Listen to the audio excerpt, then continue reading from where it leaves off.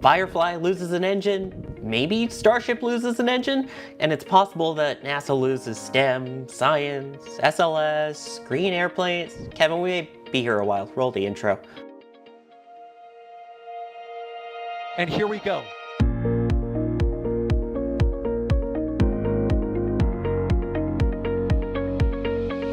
We have liftoff.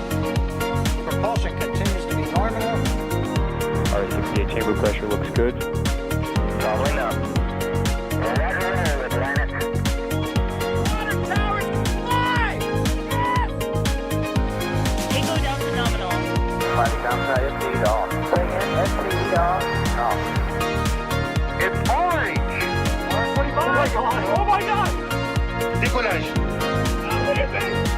Put that in the big bag, 343 unfolds to go. Indeed. We rise together, back to the moon and beyond. If there's methane, would be igniting in the flare, correct? Yikes. You good? Sure. We don't need any more of these.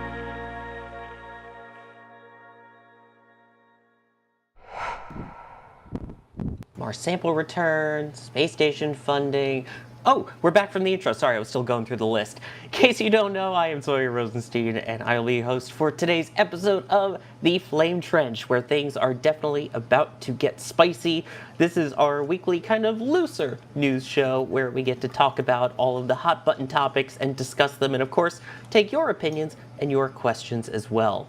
It would be kind of boring if it was just me yapping for 2+ hours, so I am joined by my competent cohort of co-hosts. Jack's not here today, so I got to use the words for him. Who am I joined by today? First, I'm joined by EJ Saw. EJ, what you reading today?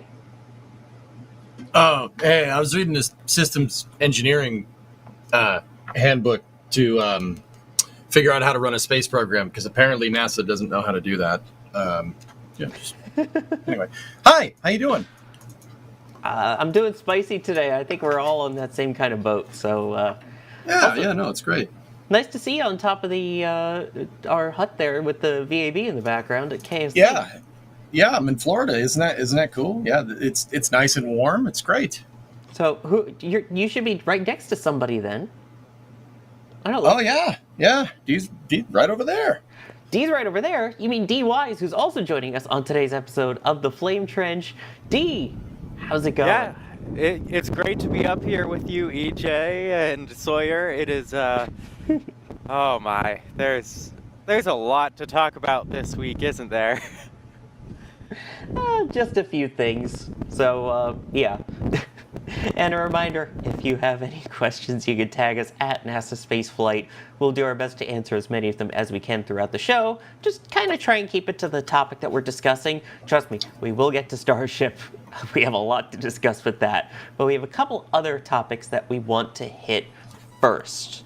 And boy, the support's already come in before we even get to the first topic. We have to acknowledge the Space Pope blessing this trench, as he does every week, with a $50 super chat, so thank you for that.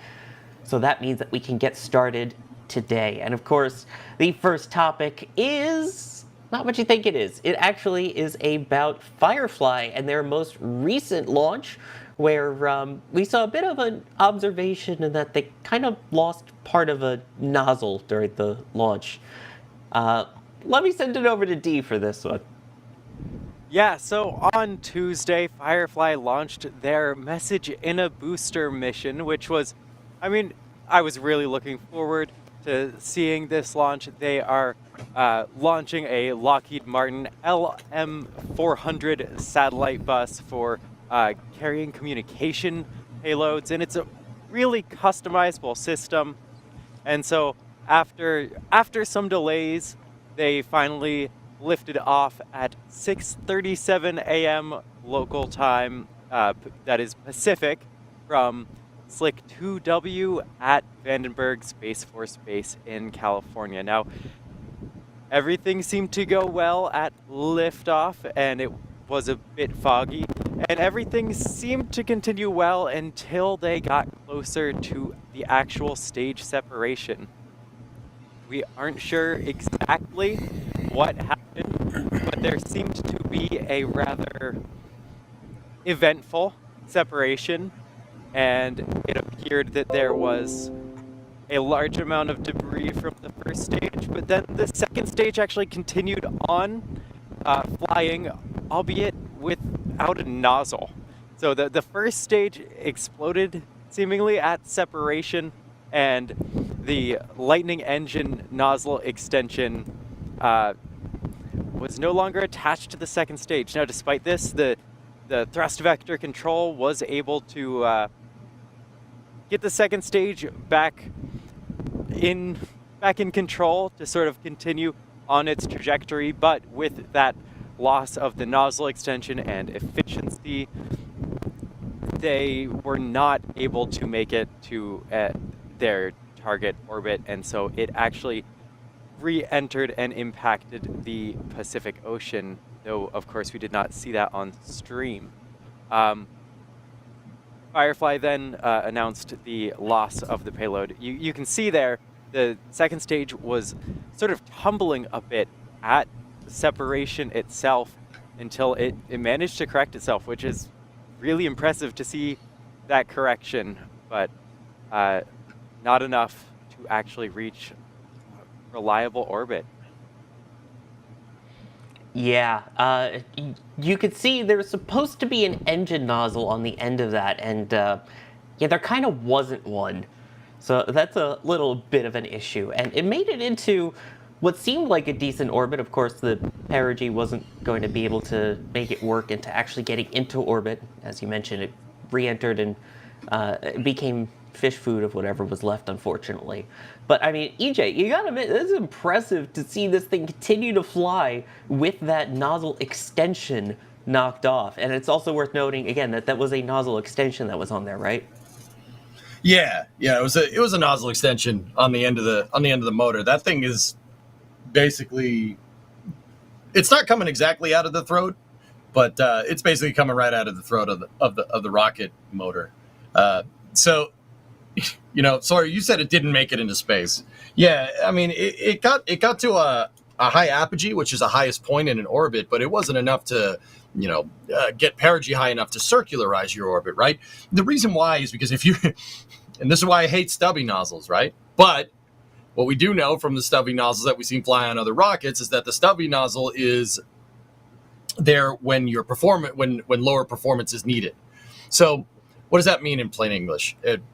Basically, without that nozzle, the rocket can't direct the gases enough in one direction, and you take a huge efficiency hit when you don't have the right expansion ratio up there. The expansion ratio is basically the shape, basically the long nozzle, right? When you don't have that, you're going to make more thrust, fun fact, because gases can move away from the vehicle faster without the nozzle there, but you are going to take a huge efficiency loss. And that is what we saw here. Now, it is kind of crazy what he was saying, that this rocket basically exploded and the second stage somehow corrected and kept going. It's a testament to Firefly's guidance, navigation, and control department. Give those guys a raise. It's pretty good stuff. But yeah, unfortunately, the performance hit that you're taking, or the efficiency hit that you're taking from losing that second stage nozzle is not, it wasn't enough to make it. That is unfortunate, but you know, hey, stuff happens. It happens. This weird stuff happens. Like the more we see rockets that, you know, are trying to launch more and achieve a more matured flight state, you know, like we get kind of spoiled by Falcon 9, right? The more we see this, the more you're going to run into kind of bumps in the road. This stuff does happen. It is unfortunate, but remember, this was just a demo payload. And if math serves me left, I think Firefly has, they have 10 more missions locked in, guaranteed with Lockheed Martin for these LM-400 satellites, and then an additional 15 after that. That could be exercised if Lockheed likes the product, the launch services that Firefly is providing. So it is a bump in the road. It does stink, but you lost that at the end of the day. You know, that's always, I mean, honestly, that shouldn't be taken lightly, but yeah, I don't think this is going to like reverb Firefly. Like this isn't an Astra, you know, flying sideways off the pad scenario, so to speak, right? I think this is just a bump in the road with Firefly. I think they'll get it right, and I think they'll keep going from there. What do you guys think? I mean, I think you're absolutely right. I think it is worth noting NSF provided live stream production services to Firefly for this mission, and I do want to disagree with your bit of stubby nozzle slander there, EJ. Stubby nozzle is very useful and has its place. It's a trade-off of resources, making sure that they can make as many second stages as possible with minimum resources and time. And I think stubby nozzle has a place, but definitely not rapidly unplanned stubby nozzle. By the way, it's funny, EJ, that you mentioned that it shouldn't really be compared to Astra, because Keith Tagg says second stage without a nozzle should be compared to Astra launching sideways. I do also really quickly, we see Dawson Morgan there. I have to give them both a shout out. They handled it really well throughout the broadcast, so props to both of them. But yeah, how does this compare, do you think then? I know they said don't, but how do you think this compares, EJ, to Astra's power slide, shall we say? I still think the power slide was really cool, to be honest with you. I think that was awesome, and that was a testament to Astra's guidance, navigation, and control department. Have the rocket blow up, fly sideways off the pad, and then still end up going up is pretty dang cool. But like with Firefly, they lost the performance from, well, this time it was from lower thrust to weight ratio. The grav loss killed that thing. But I actually said something wrong. You get better exhaust velocity with the upper stage nozzle. Without it, you don't get the exhaust velocity and the efficiency. Sorry, I said that backwards. My fault, everybody. But yeah, I don't think this is as crushing as what happened with Astra. I think that Firefly has gotten to they've gotten past max Q with Alpha a good couple of times here, and I think every five out of their 6 flights have gotten to staging, which is really good. That's that shouldn't be underestimated how difficult that actually is to do. And yeah, I think that Firefly is going to be a little bit more protected kind of financially because they're diversified. They have other missions. Like ironically, they are providing a modified Reaver engine for Astra for Rocket 4. Right? And they also have commercial lunar payload services contracts with the Blue Ghost missions, which were incredibly successful. So I really don't think this is kind of like a end all be all thing. I think they'll be just fine. Put another one on the pad. I mean, I'm pretty sure you could be sure what happened here from the thing, the nozzle liberating itself from the vehicle. I'm pretty sure a fault tree analysis could be pretty simple on that one, as simple as one can be for rocket science, right? And yeah, put another one out, send it. Let's go. Exactly. Nozzle came off that bad. There's also the new Antares rocket and the involvement there that should be considered. So they are definitely very diversified in their business, such that obviously it's not great to see, but like they're gonna continue to move past this for sure. Forget about the 300 series of Antares sometimes, because haven't heard much about it recently. Mm-hmm. Yeah, I'm hopeful we'll get some more solid updates soon. I was there for the last of the 200 series, so I'm very excited for more Antares, more rockets, more better. Yeah, well, at least the next Cygnus will have oh wait, the next Cygnus kind of broke. Too soon? Hey, let's drop that subject, Sawyer, okay? That sounds like what they did with the satellite. Or with the payload, so. I teed you up for that one, man. Come on. I appreciate. Oh, come on. I always appreciate that. It was the assist. With the assist, I have to pay half a pun token now. And boom goes the dynamite. I love it. John Ulrich asking, by the way, nozzle fall off or nozzle knocked off?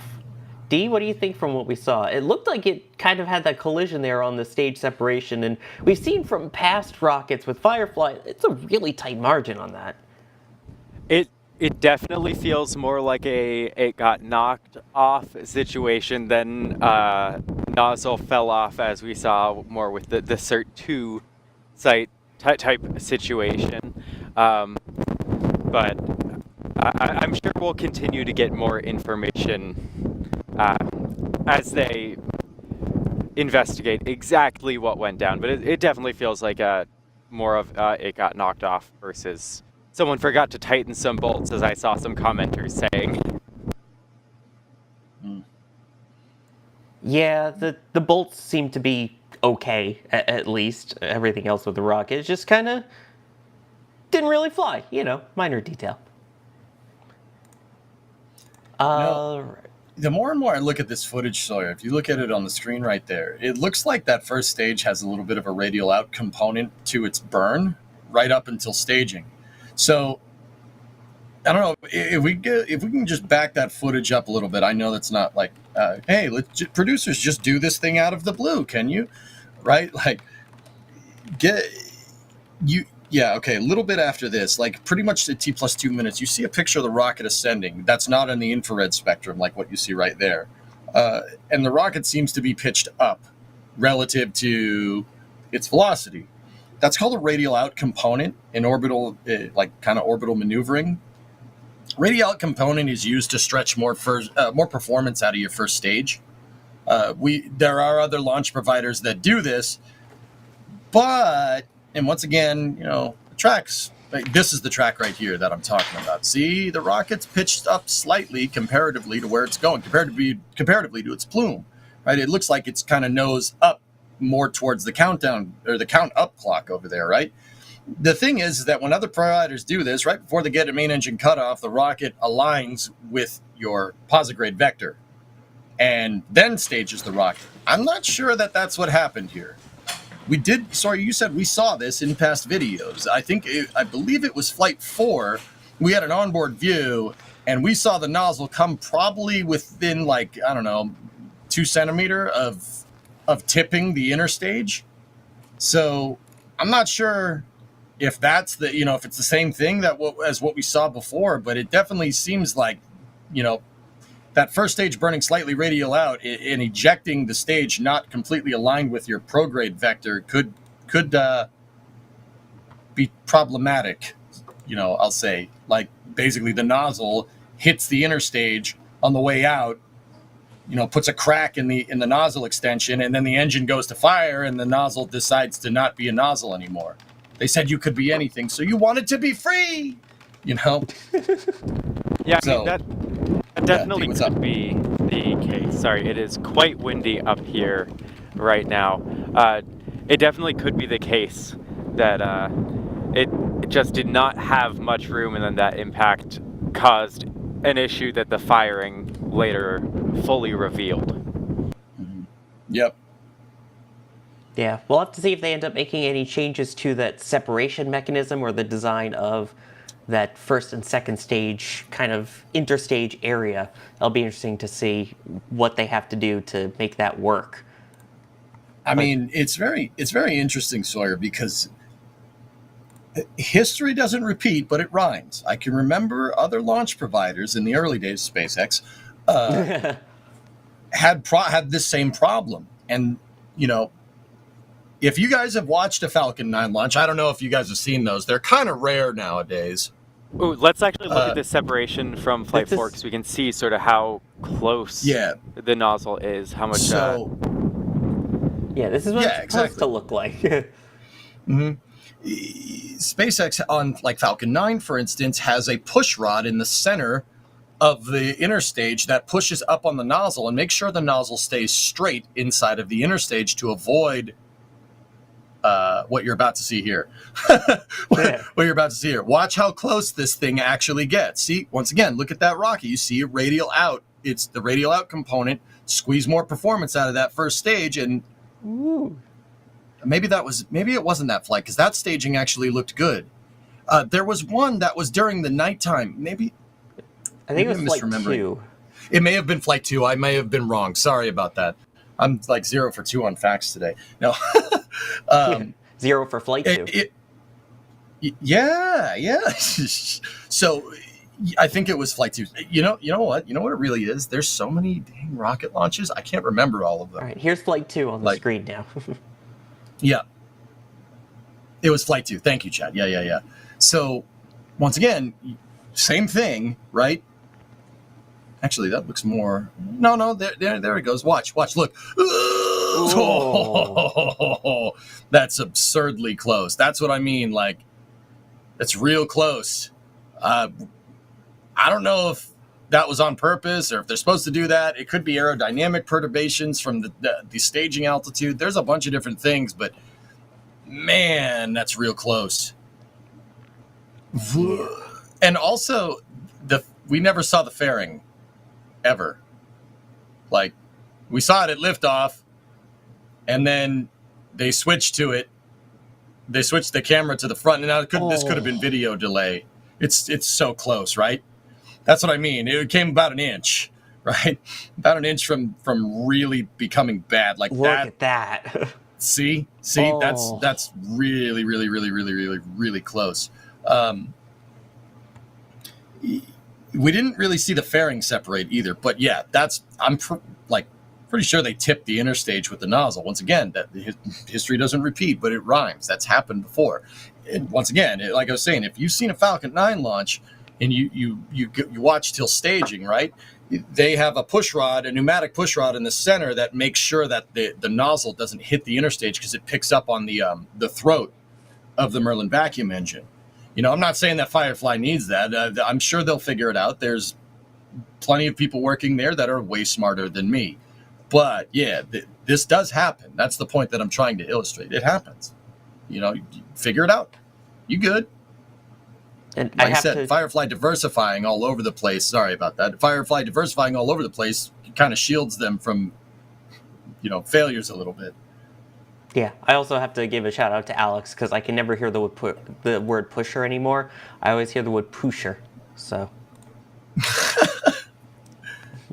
Why you gotta do him like that? He ain't even here. The two pushers. And we love it, though. That's Alex. I mean, Alex has all the facts in the back channel saying that the pusher was, in fact, added because they made the nozzle extension larger on V1.2 for Falcon to keep it from hitting the inner stage.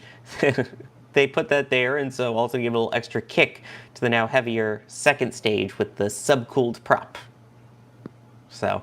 Oh, yeah. There you go. I say it with love, Alex. I say it with love.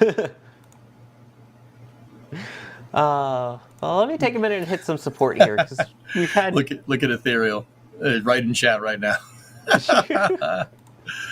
KSP taught me engines can clip through the interstage shroud just fine.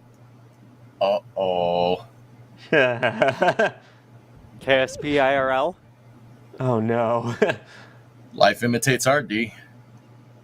Also, Alex saying Ryan says capsule, and he's British, so nice. But yes, Ethereal Swordsman, thank you for the KSP IRL comparison here. It'll be fine.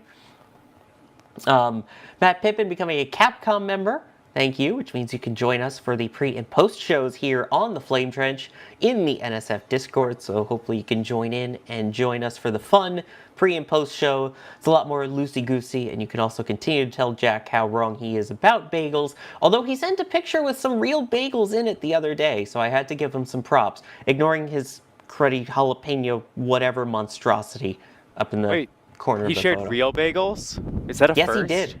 It is. Wow. That's what I said. I said, Margaret, this is the first time that Jack has sent a picture of real bagels. Because also WB Hokey with the $20 super chat saying, hold, Jack is still getting his quote-unquote bagel. Just kidding. But he's getting closer to understanding what bagel means. Here's the infographic, by the way, on the mechanism there with the interstage and how tight that all is. I mean, EJ? Yeah, you're the tech guy. I mean, that's actually, if we looked at a Falcon 9, it's what Alex was saying, that nozzle actually becomes, we're just spoiled by Falcon 9s and how much it works all the time. But the nozzle on Falcon 9 is very close to the sides. That actually is a lot more room comparatively. But there's also there's other things that come into play. It could be that radial out component, like I was saying, but it also just could be aerodynamic perturbations that weren't taken into account. And once again, that's not like to say that Firefly isn't prepared, right? Like there are always unknown unknowns when you're trying something new, and rocket science just happens to be really, really difficult to do. So it could be a bunch of different things, but Alpha's a pretty tight vehicle either way, Sawyer, right? Like it's. I mean, most rockets are jam packed. I mean, the fun fact: rockets are mostly fuel. I always tell people, the less rocket you have on your rocket, and the more fuel you have on the rocket, the further you go. It's kind of a plain English way of explaining the delta V formula, but yeah, everything's pretty tight on Alpha. I don't think it's a particularly bad vehicle. The Reavers performed great. Just dial some stuff in with that second stage engine, good to go. And I do like the description on there, how it discusses hot gas separation system. So, roasty toasty separation system, more like it, but yeah, that's some hot gas there. This was the official statement, by the way, from Firefly, saying that there was a mishap that impacted the Stage 2 Lightning engine nozzle, working with our Lockheed Martin customer, the Space Force, and FAA to conduct a thorough investigation and determine the root cause. So, I'm sure we will see them again soon. TM. They'll be back, and in greater numbers. They'll be back. Let me thank a few more people here. Space Doggo, thank you for becoming a Pad Rat member. Oh, I love you as a person, but hate your name. Ground umbilical carrier plate. Yep. It still stings. We were talking about it on the stream the other night about SLS, but been working Friday night for the last few months. Took off tonight because I miss Sawyer. Well, thank you. I appreciate it. Also, Sawyer, my wife has a secret crush on you. It's not a secret no more. No, I'm flattered. It's not a secret. Thank you. I don't want to destroy any marriages, but I am single. Hey-o. Those seemed like fighting words. No, I don't. Again, like I said, you're probably a great person. I just hate the name ground umbilical carrier plate. Dude, look at how red Sawyer's getting. That's weird. You steal my launches with scrubs, I steal your wife? No, we're not doing that. I didn't think the show would get this spicy this soon. Wow. This is normally reserved for the pre and post show. This kind of spice. If you enjoy these types of discussions, become a member. Oh dear. Yeah, I see how red my cheeks are now in the preview window. Oh my god. Let me take that off the screen. Chromatic, thank you for gifting a Red Team membership. Compose myself. This is what Jason Kim, who's Firefly CEO, had to say on it. He daring greatly. Today, our Alpha Flight 6 rocket experienced an anomaly during second stage separation that led to a loss of our Lightning engine nozzle extension, reducing its thrust. Even more disappointing is we did not come through for our Lockheed Martin partner, and we own that. Good. That's what you should be doing. We are working closely with our Lockheed partner, stakeholders, and the FAA through the anomaly investigation and root cause and corrective action swiftly. At the end of the day, our Firefly team is resilient and consistently continues to overcome the hardest of challenges, and this is no different. We are committed to Lockheed in providing reliable Alpha launches and to our customer base and countless advocates that have already reached out with an abundance of support. Quote, in the arena, unquote. In the arena. I do like that. I think that's it speaks to, like, tough times speak to people's character a lot. And, the CEO is the face of the company. How Jason Kim runs that company is how the company's going to be, right? And competency starts at the top. And part of being competent is owning your mistakes and taking accountability for them. And that's exactly what we see here. I like this. This is the kind of behavior that you need to conduct spaceflight. Because stuff will inevitably blow up in your face at some point. It happens. It happens to everyone. It happens to everybody. Game. It's a numbers game. Even seasoned vets. Sawyer, right? Like look at ULA with their observation on the nozzle. It happens. So what did they do? They owned the problem and they fixed it, right? This happens. It happens to everybody. But you know? ULA has a 100% success rate. Hey, it still made it into space. And if this one made it into space, I'd dang sure call it a success. But, that nozzle. That is true. And by the way, Kind of need that. This is the FAA's statement in regards to this, which, as we expected, the FAA is requiring Firefly to conduct a mishap investigation. So they will be involved in every step of it and must approve Firefly's final report, including corrective actions. So it is worth noting, as is the case with Starship and all of the other ones, the private company is the one that will be doing the investigation, that will find the root cause, and that will propose the corrective actions that need to be done.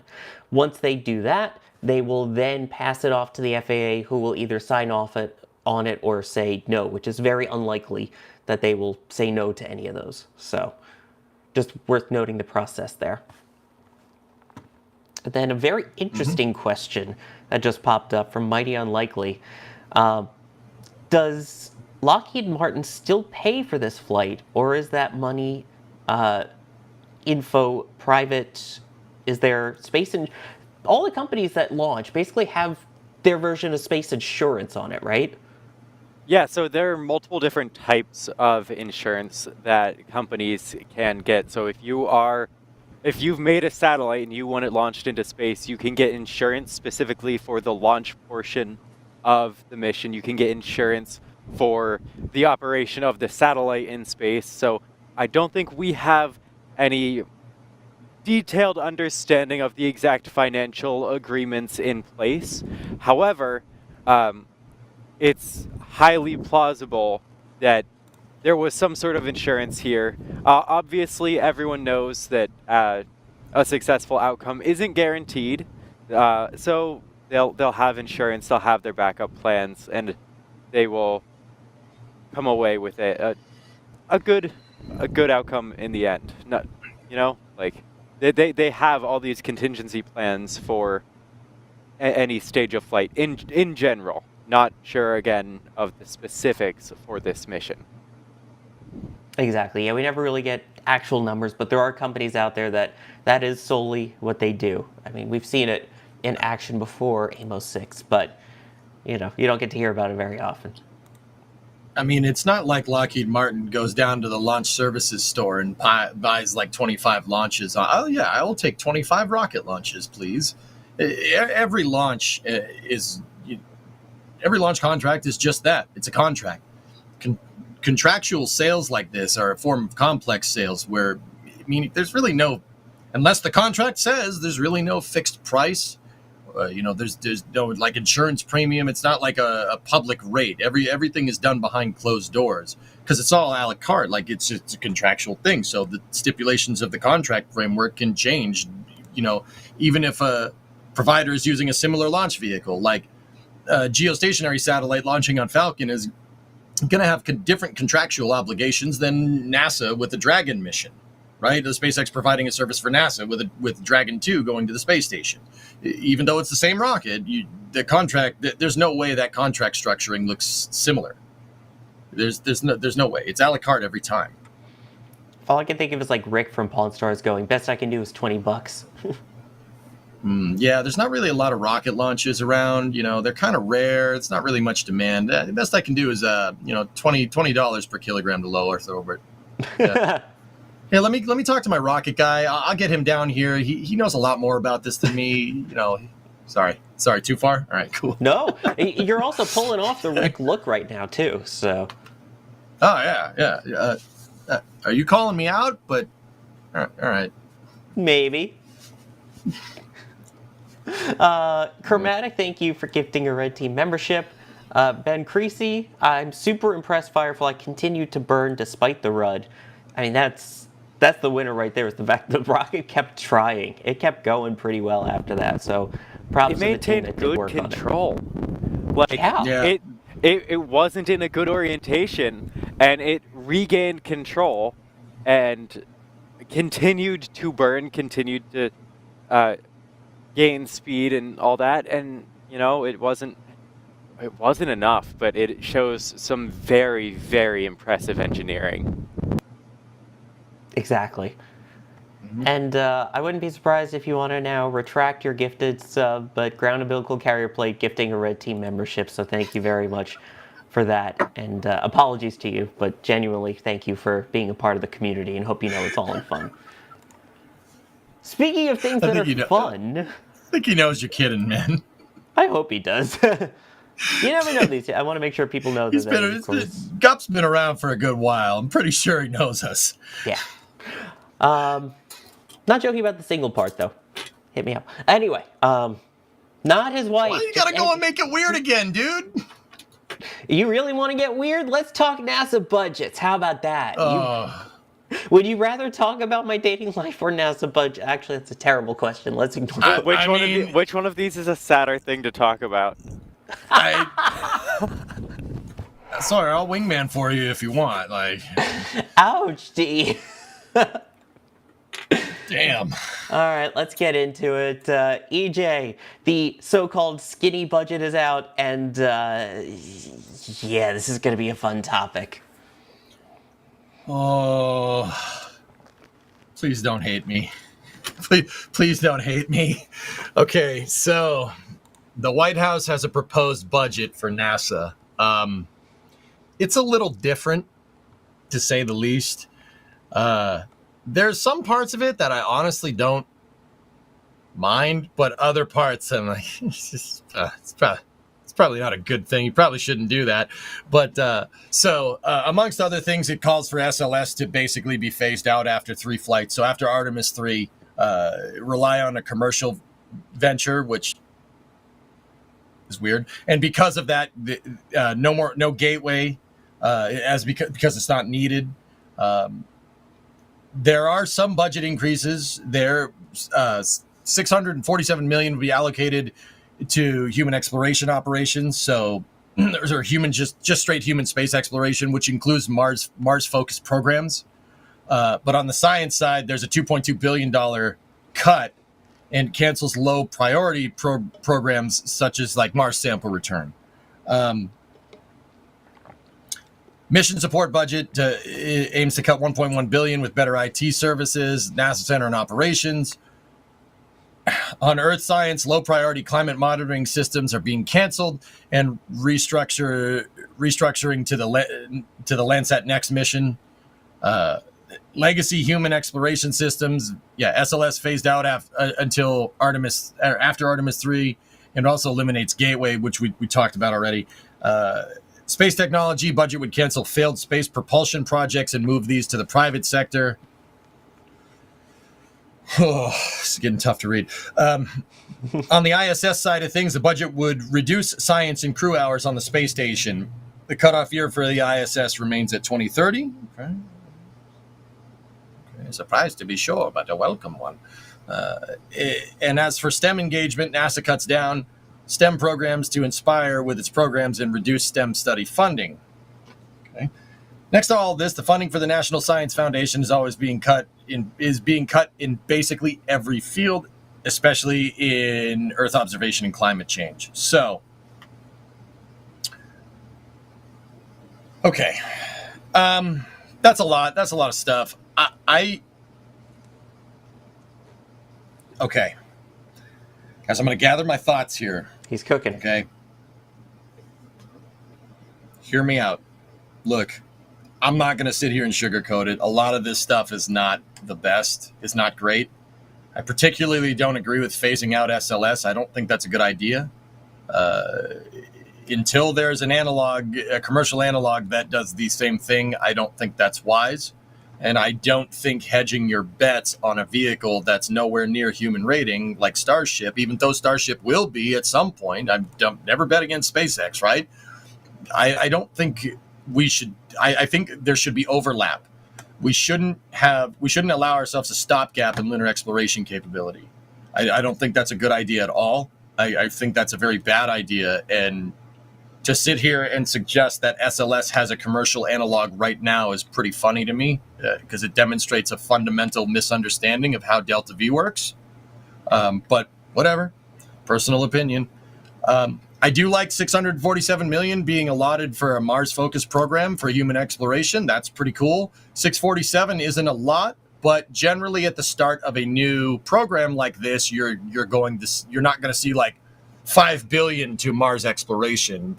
Costs ramp up over time, especially as you get further into your development phase. That's what this book says. This book is free, by the way, on NASA's website, the Systems Engineering Handbook. It's also upside down. You know what? We'll just keep it upside down. I'll roll with it. Screw it. I'll roll with it. It's fine. I read it like this. It made it even more difficult than it already was. Anyway, so that's not necessarily a bad thing. Like more money for human exploration. What this Mars focused program is, I don't know. Are we relying on Starship here? What's going to get us to Mars with people? I think it's a very interesting thing there. But yeah, going over to the science stuff, I'm not sure I'm okay with all that, except for Mars Sample Return. I think Mars Sample Return is a fiasco, and it deserved to be canceled like 4 years ago. Personal opinion. Gateway, yeah, I think there's better ways to do Gateway than the way that we chose. You know, but yeah, I would say that on the whole, there's probably not. There's some good here, but it really kind of depends on until we get an ironed out plan. Now, keep in mind for the people that are dooming hard right now, I can see that chat going. I can see Twitch and YouTube chats going ding, ding, ding, ding, ding, ding, with people, you know, saying what they got to say. I get it. Some people are going to hate this. Some people aren't. Remember, it's a proposal. Okay. This is all subject to change. This isn't the end all be all gospel of what NASA's going to do. It does certainly show what the executive branch wants to do. But remember, that's got to go through Congress, and it's always a negotiation. But yeah, there's, I don't know. I do like more money for human exploration, but yeah, Sawyer, I'd be remiss in saying that gutting that much science is a good idea. Also, like, why are you gutting, like, say you're gutting like 2 billion from science. You're gutting 2 billion from science and adding 650 million to human exploration. What are we do? So we're just taking away money? We're just... It is worth noting in this proposal that the only portion of NASA's budget that would get an increase is the human space exploration point as it is currently written. Again, as you pointed out, now Congress gets to do their bidding and their fighting, especially the places where they would lose a lot of jobs. A lot of the major providers in the South especially would seem to be impacted. They're probably going to fight to get more jobs continued in their constituencies. So I think the cuts will end up being less, but we have to, of course, go off of the current plan right now with all of our comments. There's so many things in here that kind of bug me, and a lot of it is just down to the wording. Of course, the big one for me personally is the whole STEM education side of things. That's the Office of Science, Technology, Engineering, Mathematics Engagement. Their wording on that is that NASA's primary role is space exploration, and similar to prior generations that were inspired by the Apollo lunar landings, NASA will inspire the next generation of explorers through exciting, ambitious space missions, not through subsidizing woke STEM programming and research that prioritizes some groups of students over others, that have led to minimal impact on the aerospace workforce. As someone who's worked in STEM for over a decade, I completely disagree with that. Also, the point there of inspired by the Apollo lunar landings. Yeah, we had a lot of Saturn V launches going on. We had the Gemini program. We had the Saturn program. What do we have now? SLS, which, oh, wait, we're going to give it 2 more flights, and that's it. Yeah, that's what I'm saying, man. Like, you know, you can't make the argument that STEM is, you know, oh yeah, the best way to inspire, we're going to gut STEM because the best way to inspire people is launching things. Oh, just kidding. We're not going to launch this a lot. That's a little, wait, you're going to do what? Those are... Yeah, things like the Webb Space Telescope that you see on there. I mean, there's cuts to that. All of the things that are used to study the climate here on Earth, which is a huge part of NASA that most people don't realize. A lot of that's getting cut. But for me, it's just, how can you say we're going to encourage the next generation and really get them going by focusing on Mars and beating China when you're canceling all the things that actually get people excited about then going on to Mars and beating China?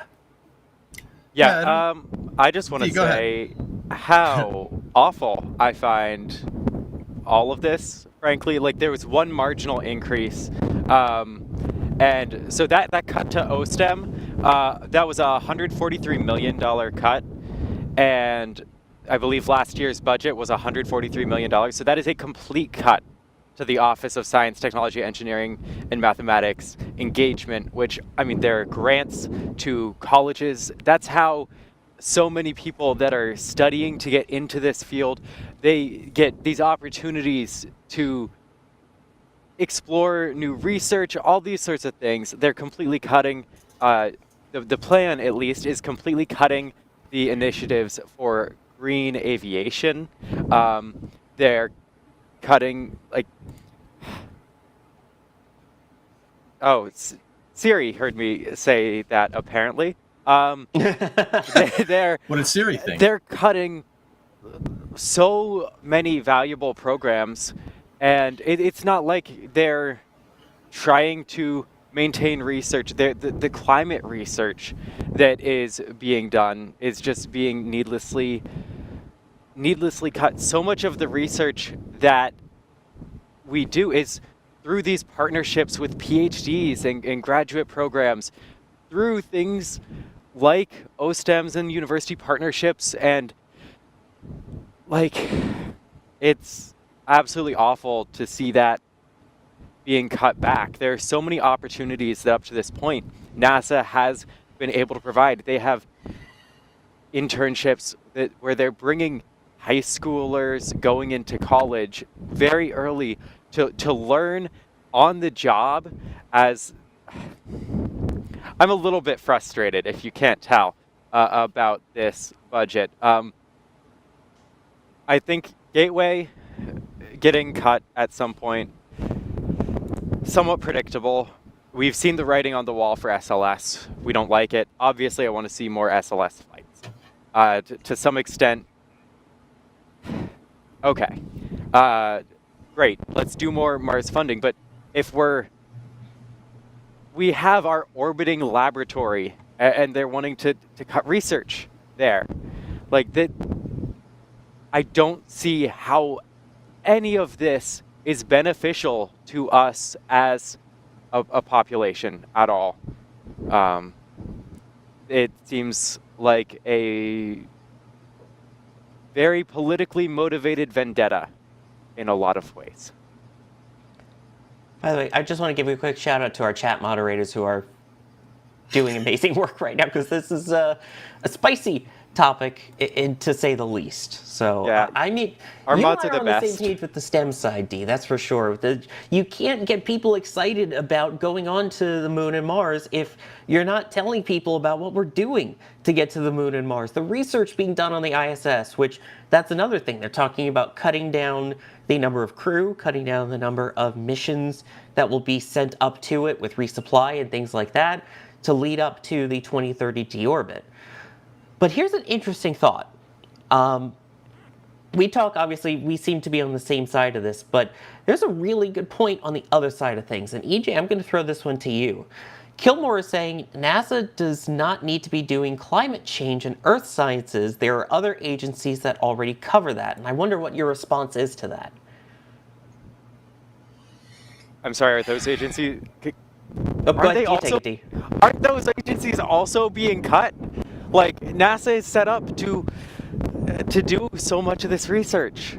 NASA it has all these partners in existence, and they're cutting all of this research.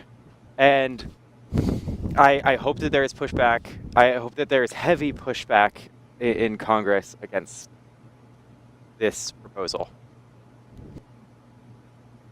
Yeah, I mean... Guys? Yeah, go ahead, EJ. Sorry, just repeat that just to make sure I heard it right. What was that last question? It said NASA does not need to be doing climate change and earth sciences. There are other agencies that already cover that. That was their comment in regards to the budget. Yeah, there's a possibility that that's okay. I mean, but Dee brings up a good point. Like, so, okay, you want NOAA? You want to use NOAA for climate monitoring and meteorological observation and stuff. That's fine. So if what NOAA's doing right now is enough, then yeah, I guess that makes sense. But my biggest problems, just kind of turning the page a little bit. My biggest problems with this is that there doesn't seem to be stopgaps. Either that, or we're not looking deep enough. Like, I kind of want to know, like, what's the plan here? You don't want STEM in there because NASA should be launching things, but you don't want NASA launching things. You're like, what's the goal here?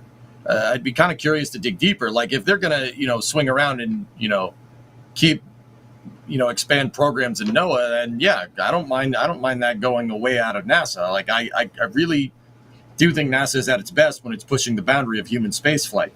Science missions are great and they're amazing for outreach, guys, but nothing inspired people like the Apollo program, and that's the straight up truth. Like, I'm sorry, the Apollo program inspired way more people than James Webb nowadays.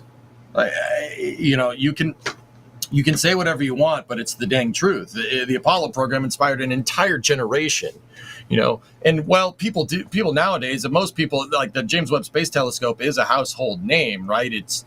It's not, I don't think it's that. Now, scientifically, it is a very significant thing, and that's important to keep that in mind. But I think in terms of, like, outreach and stuff, you're not going to get the outreach from the James Webb launch that you did from, like, sending people to the moon 6 times, So, like, I think there is a component of truth to that, and there's a component of truth to, getting climate science out of NASA. Like, if NOAA wants to do it, that's fine, but you got to fund NOAA to do it. If you don't want NASA to do STEM programs, that's fine, but your case point for cutting the STEM program is launching more, and you don't want to launch more. So what's the game plan here? What are we supposed to be doing here? Like, my mind is going back to what Rook was saying in his congressional testimony. Like, he wants to start a new golden age of space exploration. I'm genuinely curious what that means. Just putting it out there. By the way, I do want to address your comments there in regards to NOAA. Per the same skinny budget for NOAA, operations, research, and grants is cutting $1.3 billion from that, saying the budget terminates a variety of climate-dominated research, data, and grant programs which are not aligned with the administration policy ending Green New Deal initiatives. For example, NOAA's educational grant programs have consistently funded efforts to radicalize students against markets and spread environmental alarm. That is their quote-unquote for the NOAA side of the Earth Sciences part. Can you say that one more time, dude? My brain went, what? Wait, what? What did you just say? Just repeat that for the record. The budget terminates a variety of climate-dominated research, data, and grant programs which are not aligned with the administration policy-ending Green New Deal initiatives. For example, NOAA's educational grant programs have consistently funded efforts to radicalize students against markets and spread environmental alarm. It also goes on to say funded such organizations, the Ocean Conservatory and One Cool Earth, that apparently have pushed agendas harmful to America's fishing industries. You know what?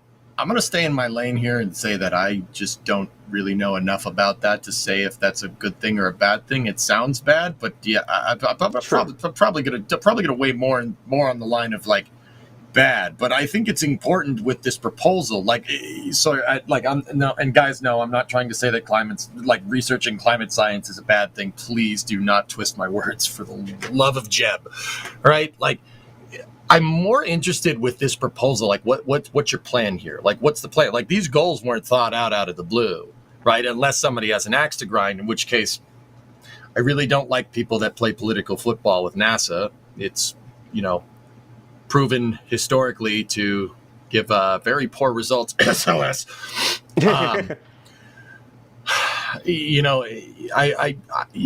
see this, I'm like, wow, yeah, this is a little different. This is kind of uncool.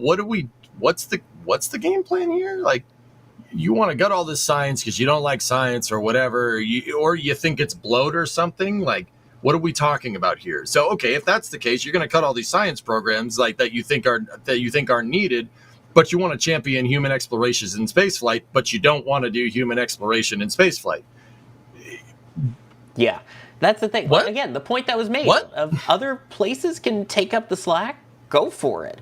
But it doesn't sound like that's the case. But I will stay with my lane because I do know the NASA side of things, not as much the NOAA side of things. But that is the exact paragraph that I was reading from the skinny budget, so to speak, that was released. No, I got you. And once again, guys, don't ring the alarm bells here. This is a proposal. Proposals usually don't last. It's like I said last time, and I'm playing devil's advocate here, but everything is a negotiation. It's a negotiation between what the executive wants NASA to do and how much money Congress wants to give NASA. It's always been a negotiation. It's been like that since the Apollo program.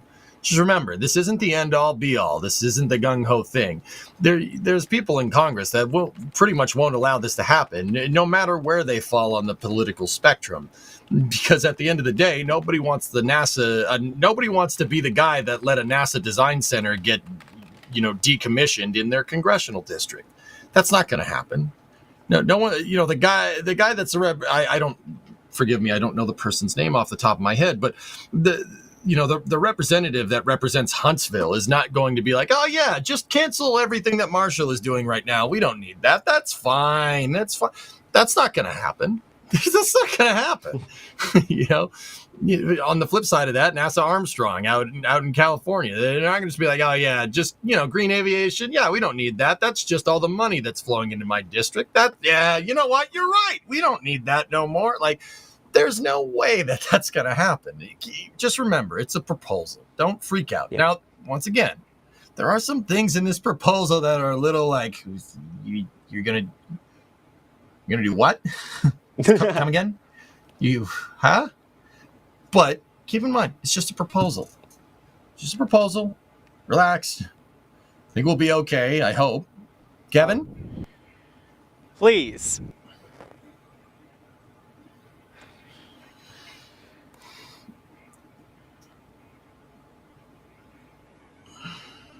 Hang on. For those who are wondering what we're looking at and doing, that is the voice Kevin of God in our ears, right hopefully in yours.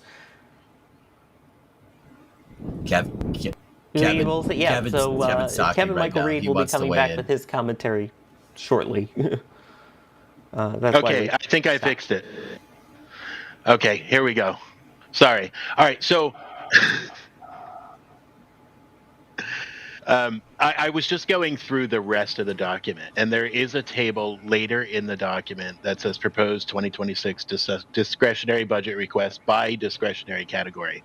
And I'm seeing some people talk in our back channel and in chat about the fact that the defense budget has increased, and that's actually not the case. You could. This is the overall between comparing 2025 to the 2026 proposed budget. The bottom line is that there is a cut across the board. Yeah, go ahead. Mm-hmm. Go ahead. Yeah, I see you, EJ. No, I was waving at Elizabeth in chat with the $100 super chat. I mean, like there are additions and subtractions in all areas, but overall across the board there is a cut, a 7.6% cut. So am I reading this wrong, that the enacted 2025 and the request for 2026 for defense under base discretionary is the same? Then there's a 22% cut for non-defense. Then there's an increase under the base discretionary, including reconciliation resources. That increases. Non-defense decreases. The way I could be misreading this, but it seems like overall it's a decrease slightly, but that seems like a large increase in defense. I still have a lot more I also want to say about STEM and the value NASA STEM programs have when we get back to that, though. Yeah. The one thing that I feel like we have to address that we haven't yet, Heather Mike saying, in Jared's interview, the chairman clearly said it was in U.S. law that there would be a permanent outpost on the moon. How is that going to happen without a STEM program, etc.? We have to talk about Jared and all of this. While he has not yet been confirmed, he's moved on at least one step closer to being confirmed. he has said that he is very pro-science on this, and this is the current proposal. What are our thoughts on what Jared might be inheriting and what he may or may not be able to do as they kind of haggle this budget going forward? I think he's going to support whatever the administration puts through, and whether that is as pro-science as we have seen him be in the past or not. I think too much speculation on what he might do is unwise. EJ, you were going to say the same thing? What were you going to say? Okay, so it very much seems like Rook, with his testimony, was very much about leveraging the commercial markets, right? That's not necessarily a bad thing, but I think NASA's incessant drive to commercialize everything just because it's cheaper will be our undoing. That's how you usually end up with less capability. Like, look at NASA over the past 15 years. I think that's a pretty good case in point. Now, that's not to say that commercializing certain parts of the space program is bad. Commercial Crew has arguably been very successful. But the only reason Commercial Crew is successful is because we have a space station for Commercial Crew to go to. A space station that NASA funded and built and got up and running to basically give an anchor point in space to allow a low Earth orbit economy to, particularly with crew, like in terms of crew, maybe Dragon, maybe not Starliner yet. They'll get there, I guess, to develop. You can't just commercialize every single thing, be like, oh, it's going to save us money. No, that's not. Eventually, you're going to get to a point where the commercial market it financially doesn't make sense for the commercial market to build a vehicle that NASA is going to ultimately need. And this is why I think that getting rid of SLS after 3 flights is ridiculous. There's going to be no analog for that. And guys, if there's any SpaceX fanboys out there, guys, I'm a SpaceX fanboy too, but you can't look at me with a straight face and say Starship's going to fly people in the next couple of years. I really don't think that's possible. Even with SpaceX's rapid iteration, they're building a complicated vehicle by their own admission. Now, SpaceX will get it done. I have no doubt in my mind. This is not a detractor or a defamatory statement towards SpaceX. I love them. And nor should they be hindered by NASA to slow down, so NASA should achieve be the same, right? But to suggest that, by Artemis 3, which should be like 2027, 2028, maybe, that Starship is going to be an analog to move people to deep space is a little bit counting your chickens before they hatch. That's how you get stopgaps in space.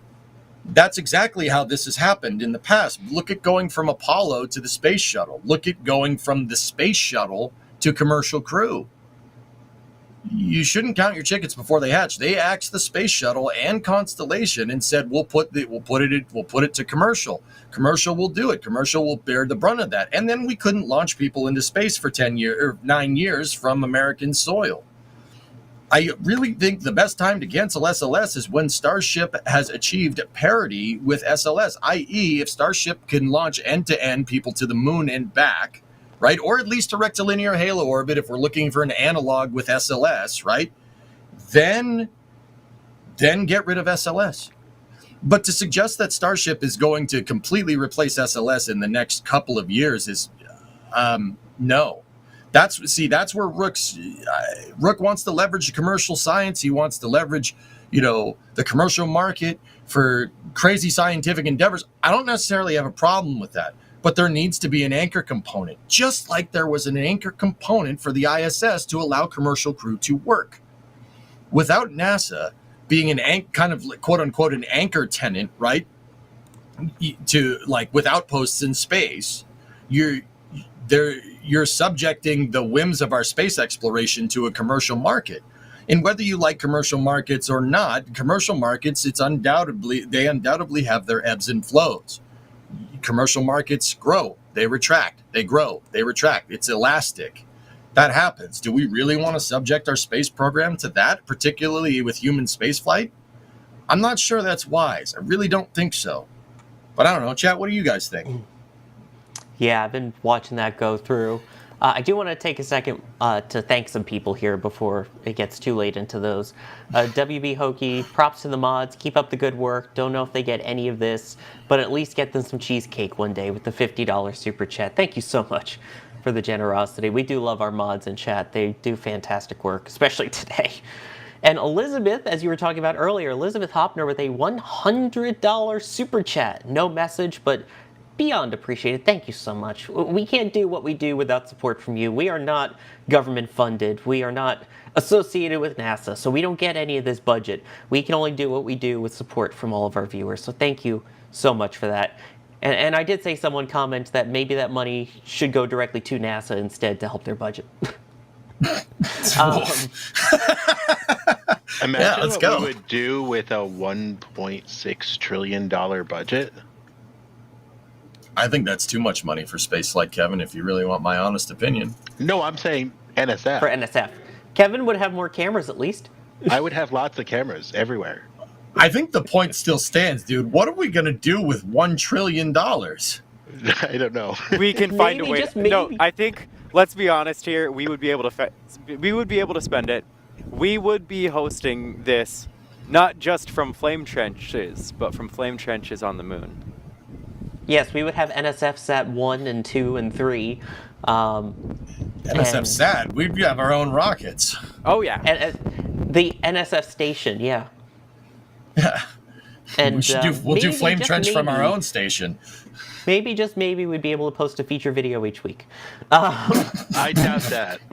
By the way, I stand corrected. There was a $113 billion increase in the defense budget in this proposal. By the way, speaking of feature videos, if you haven't seen our latest one about the other stranded astronauts you may not have heard about, I highly recommend it. We know about Butch and Sunny, but there was a whole bunch of others aboard the ISS, going all the way back to Salyut. Someone who got bumped because of a movie crew, a crew that got so angry that they got stuck up there that they literally cut off communications with the ground for a couple days. So, highly recommend that. Can I go back and talk about one more thing with the STEM stuff? Yeah, and then I've got a couple more super chats to hit about this, but go ahead, D. All right. So, like, some of the outreach that they do is to even students in middle and high school. And so we want to talk about the value of inspiring interest in space. Like, a general interest in space is, of course, valuable, but some of their programs are hands-on learning programs where these students can start off in middle school learning things like robotics, and by the time they're out of high school, they are already set up with internships, and they are in the industry at that point. So if we're wanting to inspire another generation, these STEM programs that NASA has are already a great way to do that. And if you want to criticize or say that there are more efficient ways to do it, you don't cut it by 100%. You don't do 100% cut of these sorts of things. Yes, a direct reference, as Kevin is saying in the back channel. I am a mentor for an FRC team, the pink team that is sponsored by NASA, and it's such a great opportunity for all of these students to get experience working with, really complex systems, learning programming, learning mechanical, doing analysis, all that sort of stuff. And it's just really disappointing to see this sort of stuff. Hey, D, I got a question, and I'm not trying to rock the boat. Just hear me out. What's NASA's median age? Do you know? Off the top of my head, no. So, okay, the median age at NASA is about 45. I think it's somewhere between 45 and 50. I think it's 45, 46, somewhere in there. Do you think that, somebody who doesn't know too much about spaceflight is going to look at that and say, well, arguably these STEM programs aren't working because we're not attracting young talent at NASA? The median age is 45. these STEM programs are targeted at kids, and those kids are not going to use these NASA STEM programs to work at NASA. They're going to use these STEM programs to go into the commercial market, in which case, why would you fund this? Do you think that's what's going on? I'm just racking my brain. It's a little bit of a humdinger question, right? Yeah. Can we actually go back? Is there any chance we can go back to that document that outlined the specific stuff within NASA, where the funding was? Yeah, Yeah, give me 1 second. Absolutely. Thank you, Kevin. Moldy, you're 26 and excited to be back at NASA. Well, yeah, of course. I'm not saying that there aren't young people that want to work at NASA. I'm saying that the majority of young people that are inspired by STEM are not going to work for NASA. They're going to work for a private company. You said that yourself. So can you scroll down there? There was... To the OSTEM part? Yes, to the OSTEM part. Because that is the Office of Science, Technology, Engineering, Mathematics. The cut would be $143 million. Which, that Office of STEM Engagement is where they offer a ton of these, literally what are called OSTEM internships for different projects. And so what those projects are can vary a ton. But there's so much value in all these. And yeah, Kevin had that really good point that I should disclaim that I do mentor with that one of the teams with the robotics team there, but I just don't think this level of cut is defensible. Like you're not going to get new people to work at NASA if you aren't funding the ways for them to get started. And building that interest from a young age, you have those internships, then people can get started and then from their internships move into careers. And you're not going to bring new people in if you're not supporting that. Yeah. I do want to hit a couple of things here from Roseanne DeVasto. She said a bunch of super chats here. First off, $20 super chat saying STEM is priceless, which I agree. I mean, that's how we get people inspired now. Yeah, I know we didn't have STEM programs for a while. For a while, it was never officially called STEM, but those outreach programs always existed. How many kids out there would write letters to NASA and they would send back all of these postcards and pictures and diagrams for the upcoming Gemini and Apollo missions as a kid in the 60s? You don't think that's outreach? That absolutely is. Instead of, kids having to write to NASA to get inspired, it's nice that there are programs out there that NASA is a part of that helps to get these kids inspired. So they're not the ones having to reach out, but there's other ways that are closer to home for them to be able to get involved and get interested. And here's a little way to lighten things up a little bit. Here's Jake. Also going on to say, it won't be long before federal defunding STEM and federal support for education will bite our kids in the proverbial butt. Yeah. But also Roseanne with a really good question here. If we're talking about getting rid of SLS and Orion basically after Flight 3, D, I think there's a big giant structure that's being built right behind you, isn't there? Mobile Launcher 2? That might not If you really actually go full screen on my camera, yeah. You should be able to see it. Oh, I do. Right there. You can see our camera in the way just a little bit. But yeah, ML2 is here under construction. And we've been seeing it grow. I mean, it's been gaining height a lot more rapidly recently as they've been adding the tower sections. Yeah, they just added Section 7 within the last couple weeks. So Roseanne's asking, how do we get to the moon? EJ, what do you think? How do we now get to the moon? I know the push is going to be commercial like it says in there, but who, how, With this, I'll admit I have questions. You're gonna. So the plan, from what I can tell from this, seems to be that they're going to get to the moon with SLS and then switch to a commercial alternative. What commercial alternative are we using here? Once again, my entire argument regarding SLS with 3 flights being ridiculous is that where's your analog? People can sit out there and you can spout, oh, SLS is too expensive, SLS is this, SLS is that. Okay, it's too expensive. Compared to what? Compared to what? What, the other moon rocket that we have? We don't have that. Yes, Starship will probably get to that point at some point, and you'd be crazy to think that SpaceX won't get those resonant problems figured out with the ship. They absolutely will. But remember, we're talking about a stopgap here. I think the whole argument is here is that eventually the commercial program will eclipse NASA's capability completely. I mean, arguably, they already have to an extent. But there are some technologies where they haven't. And getting people beyond low Earth orbit is one of those technologies. Since when can we use budgets can we predict the future and make a budget reflect on a prediction of the future that hasn't happened yet? There's a lot of unknown unknowns with spaceflight. Are we going to be absolutely sure that after 3 SLS missions, Starship is going to take the reins over, or some other commercial analog? What else? What other companies are building super heavy launch vehicles? Blue? Are they going to do it? What are we talking about here? There's no analog. And until we have an analog that's up and running and flying, getting rid of SLS is crazy. I mean, I guess the option would be Blue Origin, maybe, with New Glenn, if they modify that to be able to work with where's your Orion? capsule? Maybe if you want to make it work with Orion, I wouldn't have a problem with that.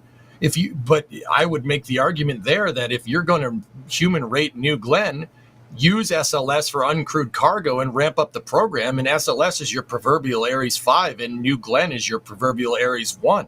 You can make a much more sustainable, coupled with Blue Origin's SLD refueling capabilities, you can make a much more sustainable lunar exploration program that could eventually scale to go to Mars. And then we get 2 programs for the price of 1. We get Starship doing its thing going to Mars, and we get Blue with New Glenn, Lockheed with Orion, and NASA with SLS being able to have a sustainable lunar program. They're talking about, let's beat China, let's beat China, let's beat China. You want to know how to do that? You got to outpace them. It's not just about getting back to the moon. It's about getting back there and staying there by NASA's own admission. I'm not 100% sure how 3 SLS flights is going to do that. You're inviting a stopgap. You're inviting a gap between Apollo-Soyuz test project and STS-1. You're inviting a gap between STS-135 and DM-2. That's all this is doing. You can't predict the future. Once again, until SLS has a commercial analog that can do exactly what it can do with human rating certifications, it's idiotic to say that we're only going to need this thing 3 times. Not to mention the bill that you footed for the development for this thing. You have a super heavy launch vehicle. We have super heavy launch vehicle capability. First time in a half century. Let's use it, please. Please. Please. Yeah. And the other thing that was going through my mind, too, is when it came to contracts for the Artemis program, the Artemis 3 and 4 landers went to SpaceX. Artemis 5 went to Blue Origin. So there's a whole other contract now that's being thrown out the window. Both SpaceX and Blue are kind of getting shafted on that end of things of, hey, we had 2 lunar landers that we're preparing to build for crew for Artemis, and that's not happening. So are they still getting paid for those contracts? Are those getting thrown out? And Todd Harris here with the $20 super chat adding to it saying, getting rid of Gateway shafts Blue Origin. Blue Moon is optimized to work with Gateway. So what does that mean for companies like SpaceX and Blue Origin now? They're definitely going to go to their representatives with a big wad of cash and say, don't do this, I would think. Don't you? I would think they have to. I mean, I get Gateway. We kind of all known that's been on the chopping block. Heck, 2 of their 2 of the modules are too heavy for the launch vehicle they originally planned for. So we kind of knew Gateway was in trouble. I get that. But the whole point of getting humans back to the moon and onto Mars, you want to support that, but you're cutting the program that the more you fly it, the cheaper it would eventually get. You have contracts Bingo. all the way out through Artemis 5 to make this happen, and you're cutting it at the first lunar landing. And that would be like getting to Apollo 11 and saying, okay, we're done. We're good. We'll let other The shuttle people will handle do it. Yeah, the shuttle will do it. It's fine. Yeah. Right? Ridiculous. How would that have Ridiculous. gone? Yeah, exactly. You know how that would have gone? The Russians probably would have been like, oh, okay, how about we go? Then you No, get they For All only did it Mankind once. seasons 1 and 2. Yeah, right. And now I know what people are going to say, like, oh yeah, that's a good idea. Space races are arguably very bad historically for long-term exploration goals. Space races do push the boundaries, right? Space racing between nations. Of course, I'm using the U.S. and the Soviets as my, data set here, which is, I know one point does not correlate a data set. I understand that. But arguably, doing a space race, yeah, it got us Apollo, and that's amazing. The biggest mistake that we did is thinking that the race was over. The thing about a space race that it's right in the name. Races usually end. Yeah. Something Also, to think about. Michael Thompson with a good point.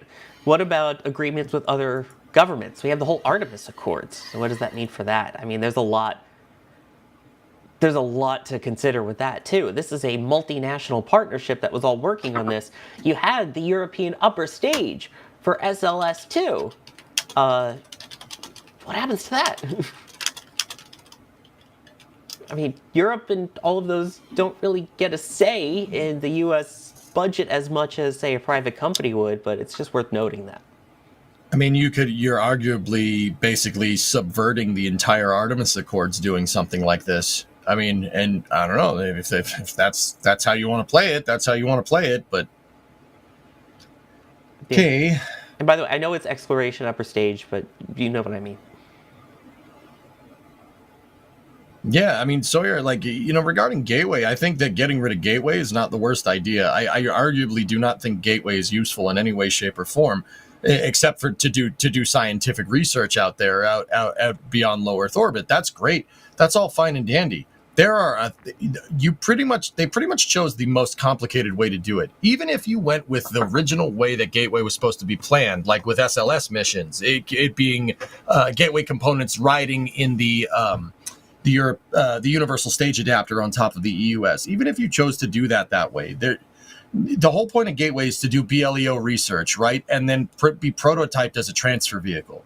Look, guys, unless we get serious about generating nuclear power or fusion or whatever, some type of power source in space that's not fuel cells and solar panels, solar electric propulsion, like what's on the power and propulsion element of the Gateway, is getting you nowhere near Mars.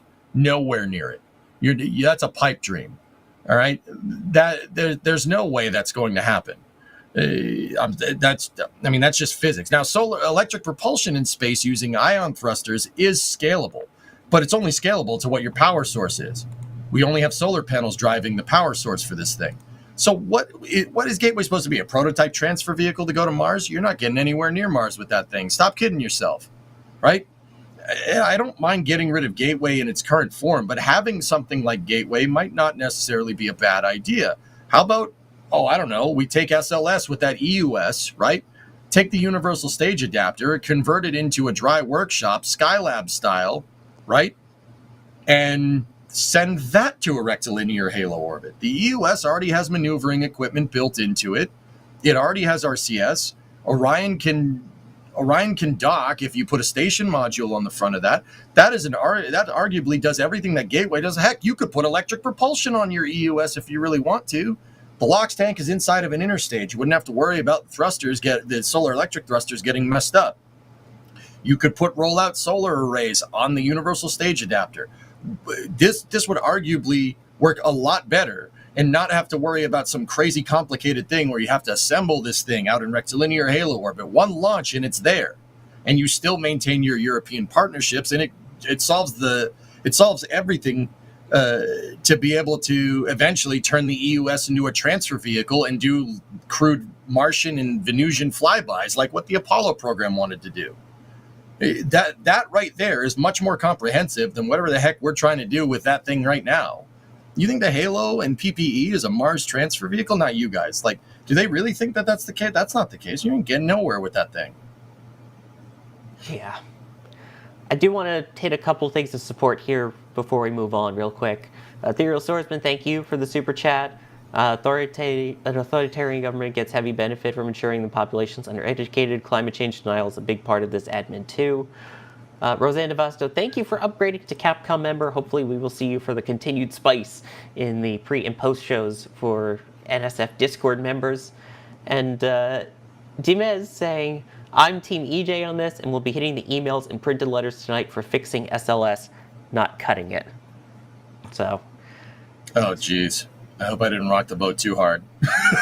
Speaking of fixing things, Ship 35 might need some fixing after a static fire attempt last night that looked a little on the rough side.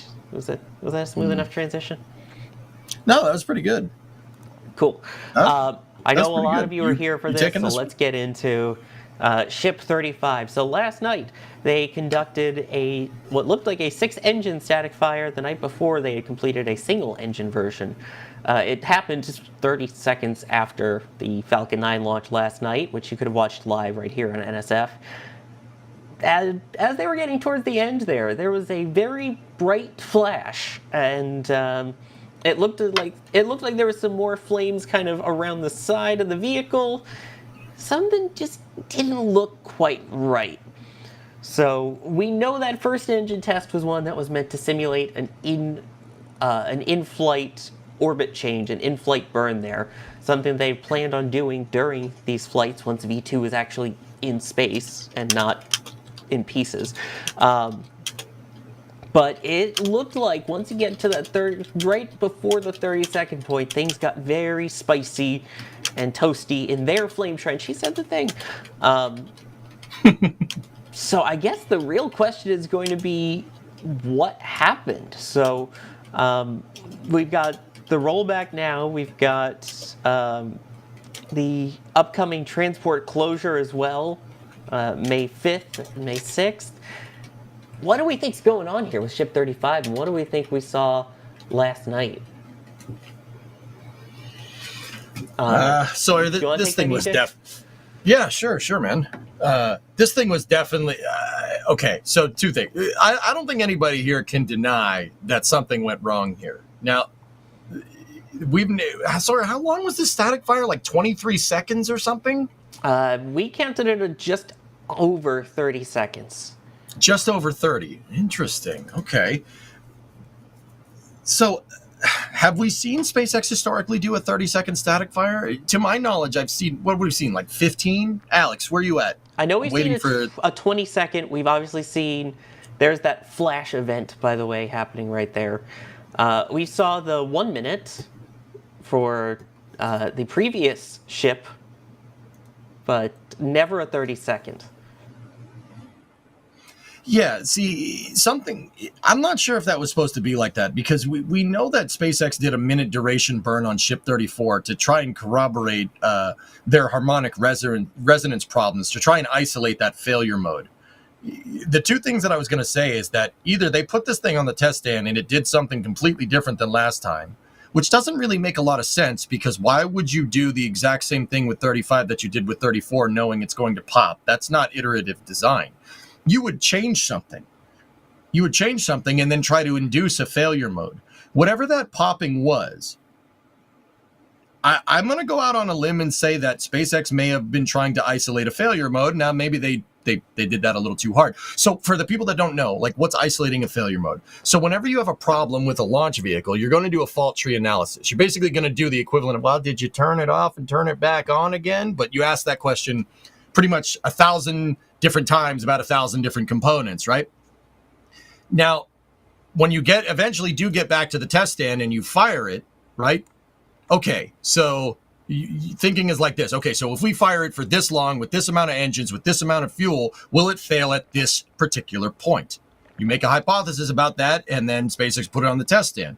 If they are trying to isolate a failure mode here, and it corroborated, we think it's going to fail at 30 seconds, or let's do a 30-second burn and see if it fails, right? And it does. Well, that's good engineering. That means your analytical model was correct, and that means you've isolated a failure mode. Now, I think from what I saw here and what we heard from your coverage last night, Sawyer, I think they may have isolated a failure mode a little too hard.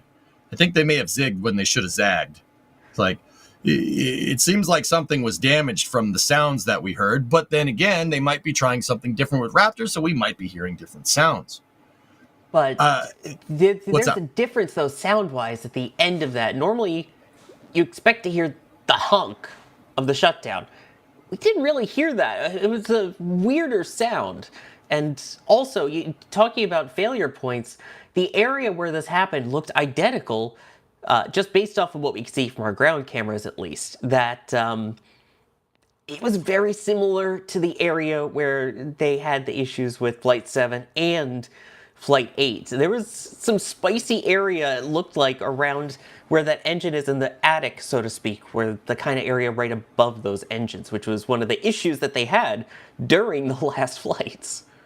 It sounds weird to say potentially, but this might be, especially if this is the same failure mode, this might be one of the best things to possibly happen. Because on the previous flights, okay, they had the issue pop up, there were some major issues, and then the ship re-enters and they can't get back the hardware. They can't really investigate with the hands-on learning to figure out exactly what happened.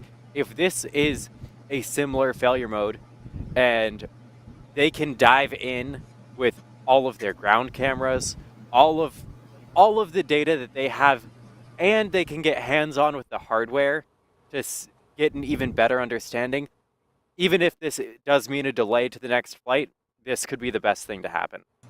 Mm-hmm. If they figured out something, if they pushed it to its limit and it actually hit the limit, well, now you know where the limit is, D. I'm with you. That's a good thing. Now, that doesn't mean we're going to see a Flight 9 sooner, but that means we'll see a Flight 9 later that doesn't, explode. Yeah. Yeah, that is true. I mean, you have the benefit. I see a couple people saying in the chat, and as you were pointing out, D, the fact that Ship 7, bunch of tiny pieces at the bottom of the ocean and on a couple of land masses. Ship 34, same deal. Most of it's in the ocean, couple ended up on land masses. This one, you have the whole thing in one piece on the ground that you could bring in, take apart, dissect, reject, infect, whatever you need to do to go and take a look at everything inside of it and see exactly how your systems did or didn't work. Do I think that they were actually trying to test to failure? I don't think so. It just based off of what it looked like, I think we may have been trying for a replica of the Ship 34 test again, do the full minute and see what you get out of it. Yep. This definitely didn't seem like it was a planned 30-second burn, but I mean, Sawyer, cast your mind back to what SpaceX said after they did that minute duration burn. They said they operated Starship at a couple of different levels to try and isolate that harmonic resonance problem. Maybe they got through some of the different regimes here 30 seconds in and isolated it a little too hard. You know what I mean? Yeah. And then Starship's like, oh, something broke. Nope, let's stop. Yeah, Sawyer, I'm totally with you. I don't think this was in any way intentionally testing to failure, but that doesn't mean they aren't trying to find those harmonics. It doesn't mean they aren't trying to gain an understanding of when there's some instability. And so, yeah, I don't think they would I don't think this was an intentional test to a failure, but even still, I don't think seeing it here is bad. Well, speaking of harmonics, let's listen to the test and see what we can hear as well.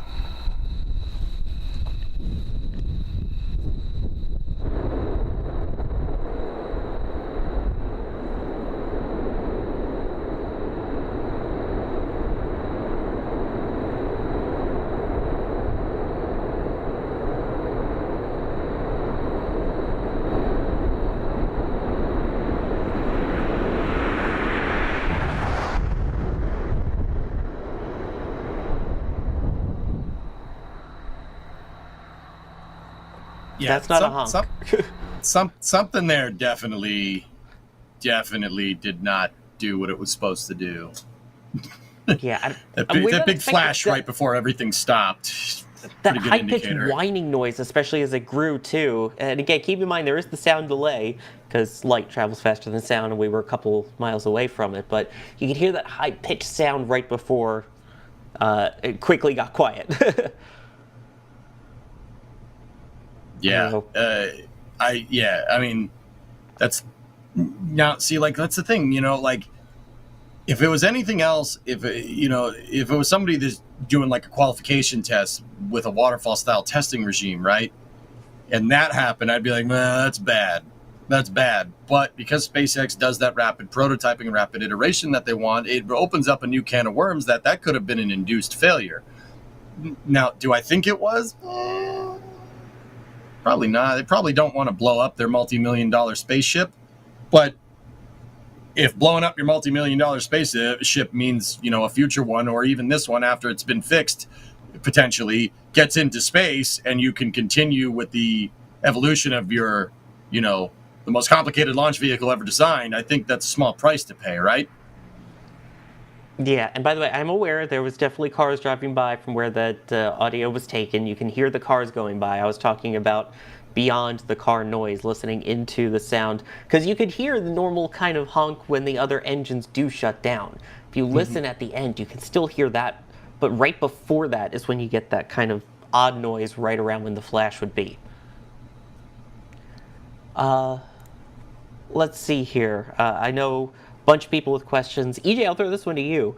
Luke Bauer saying, looks like an engine-rich exhaust. I saw green. We did see kind of, it looked like a green flash. It's hard to tell with the colors just based off of how quickly the camera changed. But what are your thoughts on it running rich right there? It's possible. Yeah, it's definitely possible. Keep in mind, this is just a conditional hypothetical that could give you this problem. We know that they're trying to isolate basically the fuel lines moving around too much. Now, the fuel lines are vibrating like crazy. They're vibrating so hard that they basically hit a resonant frequency and they start leaking fuel everywhere. So think about that for a second. If that is, and once again, it's a hypothetical, so just bear with me. If that is what's going on and a fuel leak is what's happening, that means your engines are going to run extremely oxidizer rich. They will lean out. When a rocket engine runs way too heavy on the oxidizer side of things, because oxygen is not very good at taking heat, it's not good at absorbing heat. Generally, other things absorb the heat that's not oxygen that's going through the engine. Conversely, a lot of engines run fuel rich on purpose. I mean, Raptor is kind of not either one of those, but there are engines out there that run fuel rich, and the fuel is because has hydrogen in it. No matter what, methane, kerosene, or hydrogen, no matter what you want to use, fuel has hydrogen in it. Hydrogen's very conductive of heat. It's very good at absorbing heat, right? So you can use fuel as basically a cooling system. The Merlin engine does that. That's why Falcon 9 has all that. It looks like it rolls coal, right? Because it has it's flying through the fuel-rich exhaust of the turbo pump, or not the turbo pump, the gas generator in this particular scenario.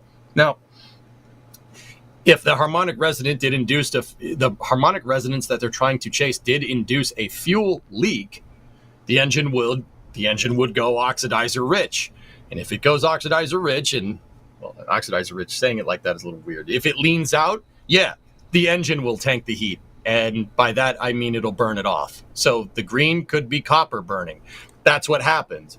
If a Raptor engine, we've seen from the suborbital hops, guys, that if a Raptor engine runs out of fuel and they just put oxygen into it, it gets too hot and it starts melting the copper jackets inside of the nozzle in the throat that's used for cooling. And when copper burns, it burns green. Ooh, I have a copper jacket. I need to wear that next stream. No, what? No, you don't want to set you on fire. That's bad. This host is on fire. Oh, okay. Anyway, Oh dear. Boy, I'm just embarrassing myself today, aren't I? Oh, it's fine. Here, I'll pick my nose on stream to make up for it.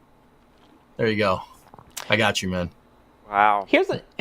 We'll go to the loony bin together, bro. I don't give a frick. Is this like the Adam Sandler bit where all the cool kids pee their pants? Yeah, of course I did. Everybody does that. It's the coolest. Well. Off the rails a little bit. I think Ship 35 leaked a bit too. It's fine. Nice. There's a poll going on, by the way. Ship 35 static fire. It was fine. It was a bit off, but not major. Or oof, big delay expected now, which it is very close between it was a bit off but not major, and oof, big delay. It's 47 to 44%, and 9% think it was fine. Just an interesting note. And a question I keep seeing pop up, Dee, I'll throw this one to you. Do we know, Steve is asking, what was the prop load last night in comparison to Ship 34's 60-second static fire? I mean, it was definitely more than the single engine we saw the night before. Yeah, so thanks to Alex in the back channel for getting all this together. I would not have this off the top of my head. It's the same amount of propellant as we saw on Ship 34's 60-second static fire, because they actually need the full load of propellant in the ship to sort of help weigh it down. So that means it's not the same as the one at the time of the failures during Flight 7 and 8. So it seemed like everything was set for it, and yeah, that's kind of just what we're used to seeing prop load wise. It's not like they can change how much they load to try and simulate where it was in flight when an anomaly occurred or things like that, as you put it out, just because of the mass of the vehicle needed to keep everything kind of stationary and not pull a China.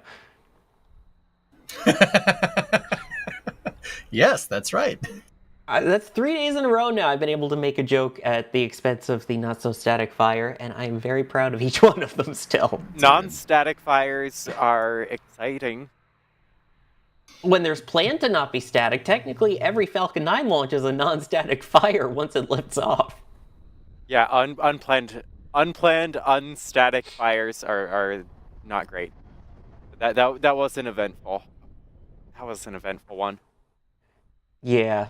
One interesting thing, again, Alex pointing out here, is that we have yet to hear anything from SpaceX about this. I mean, about 24 hours-ish, or less than 24 hours after the single-engine static fire, that's when we got the replay and the word that that was an attempt, basically, at the in-orbit engine fire, which, shout out to Alex, who also predicted that on the night of that first stream. But is it a little odd to anyone that we haven't heard anything, or is this kind of just SpaceX going to SpaceX? Dee, what do you think? I mean, it could be that, okay, yeah, they saw the issue and they maybe want to... They could have even been ready with tweets or saying, heading to the pad now after a successful static fire. And maybe now that they saw this, they're like, okay, let's understand it. I definitely think if this was a expected outcome, we absolutely would have seen something by now. And I'm hopeful that we will hear something about it. Maybe once they have a better understanding of exactly what happened and what the plan moving forward will be. So speaking of the plan moving forward, here comes the interesting question now. Adrian is asking, do you think SpaceX might go straight to Ship 36 for Flight 9 while tearing Ship 35 apart to analyze it? I'll go to everyone on this. I'll include my thoughts at the end. EJ, I'll start with you. Have they ever done that with the Starship before? I don't know, Jake. I don't think so. Jake, what do you think? I want to hear Jake's thoughts on this. Here's the mic. What's your opinion, Jakey? What, the Red Sox are a good baseball team? Wow. No. Jeez, I didn't expect say that in this household. He would be kicked out. Jake's wrong. Jake thinks that. Oh my God! Did you hear that? No. Kevin Michael Reed said you're wrong, Jake. Oh no! What do we say to Kevin for that? Yeah, I don't agree with you. I agree, Jakey. Anyway, back to Starship. I'm sorry. What was the question? I'm sorry. I couldn't help it. Do you think that they would say take apart 35 and swap out 36 instead for the next flight? Cool. I don't think they've done that before. I don't remember them particularly doing that. I think they'll... I mean, SpaceX likes to run hardware rich, or sometimes engine rich too. Whoa, got him. They like to run hardware rich. I think they'll repair it. I don't think they'll take it apart. I think it would be really good data if you fixed Ship 35, right, and then put it on the stand again and see what happens. Now, does that mean that maybe they'll launch 36? with the implemented fixes that they learned from 35 first. Yeah, I mean, Adrian, maybe, sure. Yeah, that's not a bad hypothesis. But I mean, it really depends. Once again, it really depends on the severity of what happened. Whether it was an induced failure or whether, they put it on there like, okay, we want this to work for 1 minute and then it didn't, True. Your thoughts, D? Yeah, I mean, I think it all depends on exactly what the damage here is. We didn't have cameras underneath the rocket to see exactly what happened, to have a good idea of how much time it would take to fix it. I mean, I would assume it's most likely they'll, whether it's do an engine swap, something like that, maybe replace a bit of plumbing, and then just fly it. Then they'll actually spend the time implementing whatever fix for the next ship, delaying flight. Like I think it's most likely that they just do a bit of a fix and get it flying, but who knows exactly how much we can't see. Yeah, exactly. And Brian Caton in the back channel with a great point. Remember, Ship 31 literally electrocuted itself and still flew. Yes, Sparky. There you go. Forgot about that one. Sparky was a good one. Sparky. Yep. And Sparky did pretty well once it actually flew. Once they get the kinks out on the ground, it worked in the air. So hopefully the same thing happens on this.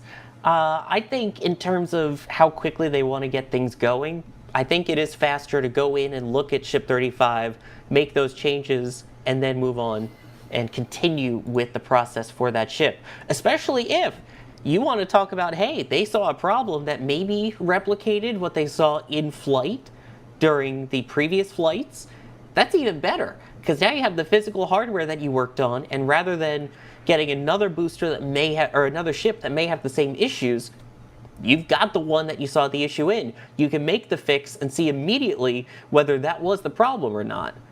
So it's going to be interesting to see. But I think they're going to stick with it. What this means for a launch date, though, that's a whole nother question.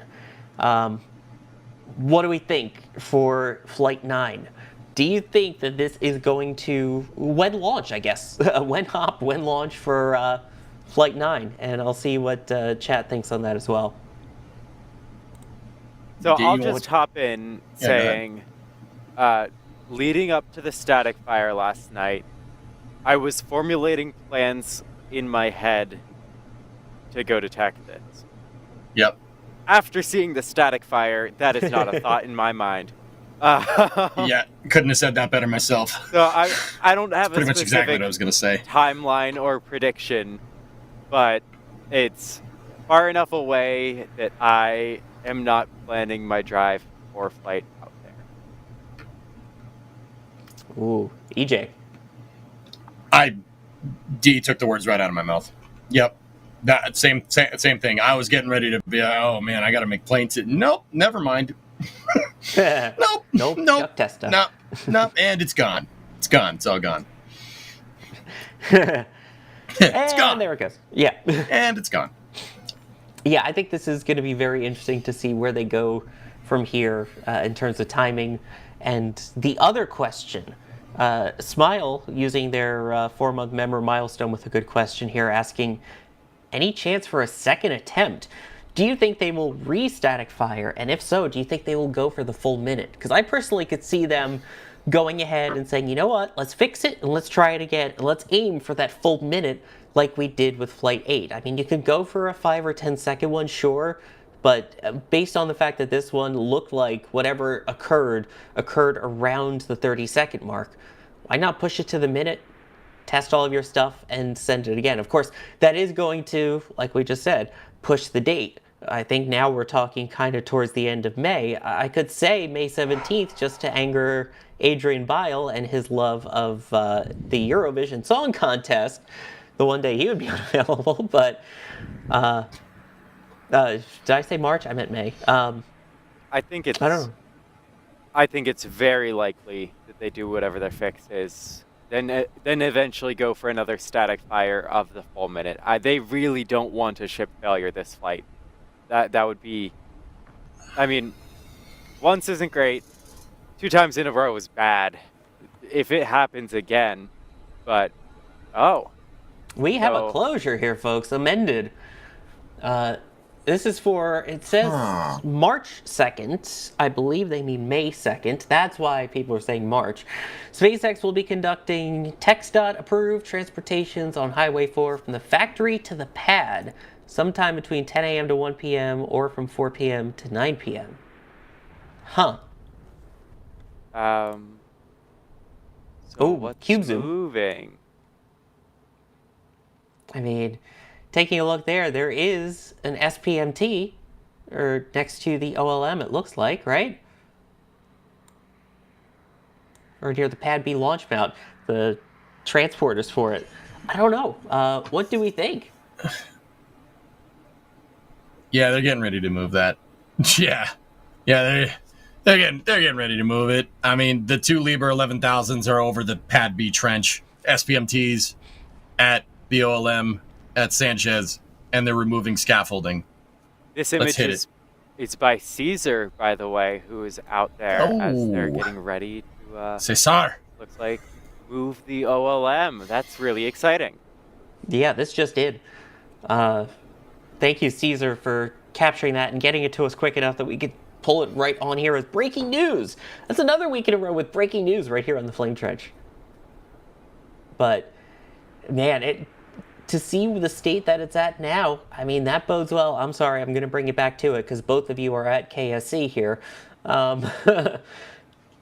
I can't wait for the one now in Florida, right? I mean, with how quickly they got this one, that means we have the potential to see the OLM moved to 39A by the end of the year, I'm thinking. I don't know. Yeah. DJ, Yeah. what do you think? Sawyer, I think that, look, if you go on Google Earth right now, and this is probably going to age poorly, like I just jinxed myself, right?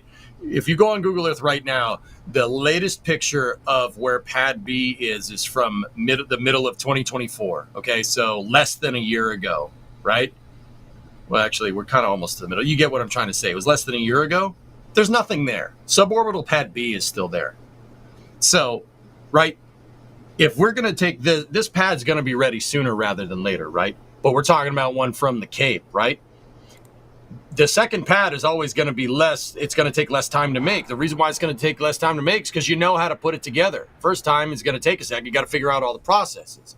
So, Sawyer, I think that pad's going to be ready sooner rather than later. I mean, SpaceX has an internal goal for the end of the year. Not sure it's going to be ready that quickly, but yeah, I'm hyped, dude. Seeing a Starship dart out of Kennedy is going to be amazing, dude.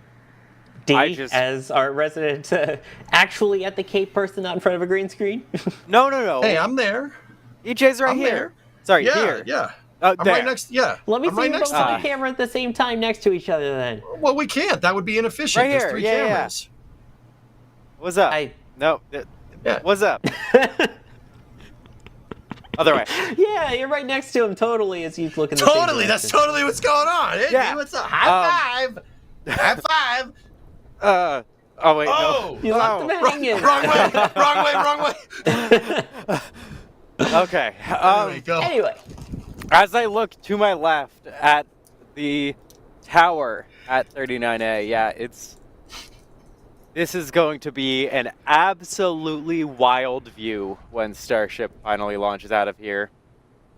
Starbase is already incredible as is, but to watch Starship launch and land from right here. Oh god. Wait, No, dude, wrong side right there. Hey, There we go. What are you doing? that'd be absolutely wild. What's up, everyone? Yeah, hey, we're totally right next to each other. Oh, That's absolutely yeah, what's going do your on. shoulders cut off. There you go. But Yeah. both at the Cape together. But yeah. So No. D, I don't have my reading glasses on. How far is the is 39A from the press site? I can't see. It's about 3 miles off the top of my head. Is that closer it- than any viewing location in Starbase? It's right on the mark there. It's a bit closer, I think, and it definitely feels way closer than anywhere. Yeah, I mean, you got the turning basin. Got that turning basin right in front of you. It gives you a nice clear shot. That's gonna be pretty cool. It's gonna be pretty cool. It looks like it's about the same distance to our river camera site. Nice. Yeah. Also, I love that the Cape is taken over by the initials EJ and D at KSC in front of the VAB. Yo, Right, go that's off, man. You got bars. Go off. Yeah. No, never mind. Let's see here.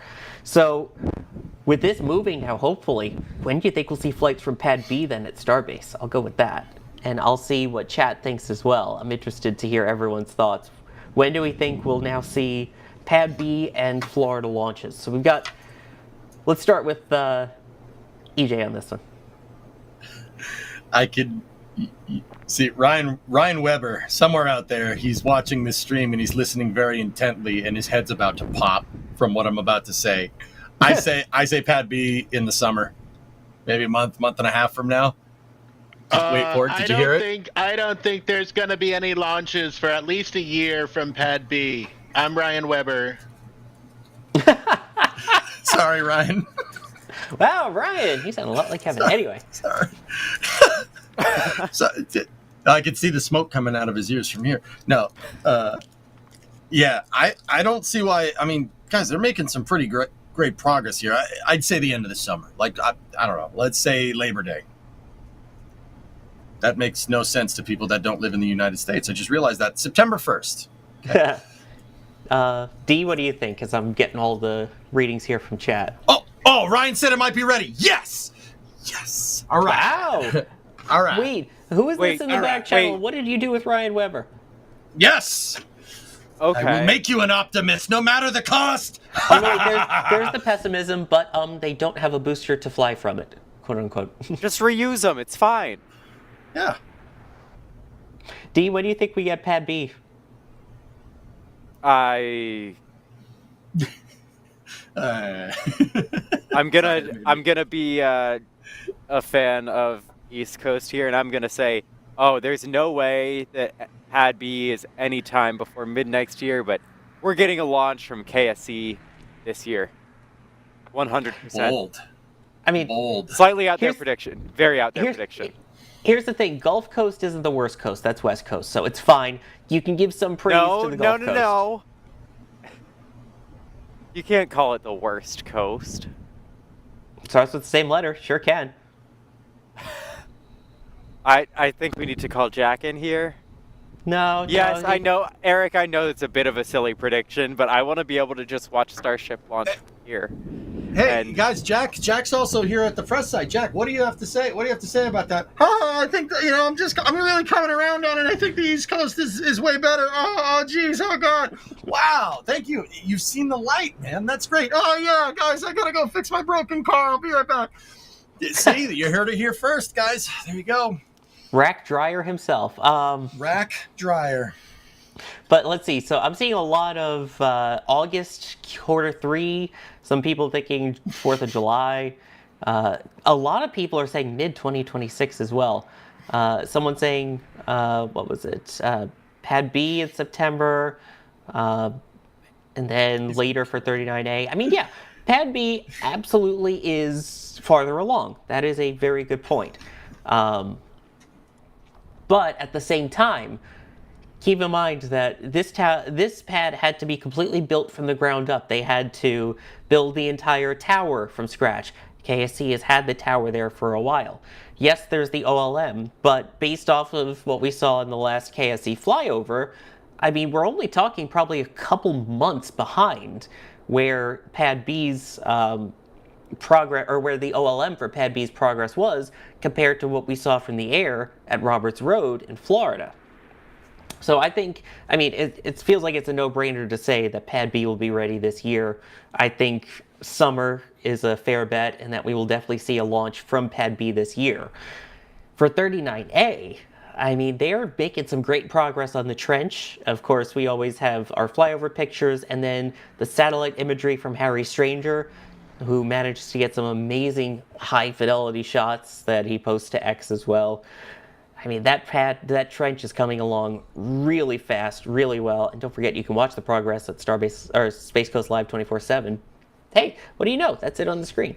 But I think that the pad will be ready by the end of the year, and I think that we will see a launch from 39A at the beginning of 2026. But I think it's safe to say that we will have the OLM out, you will have the trench dug, and everything kind of in place before the end of this year at 39A. That's my prediction, at least.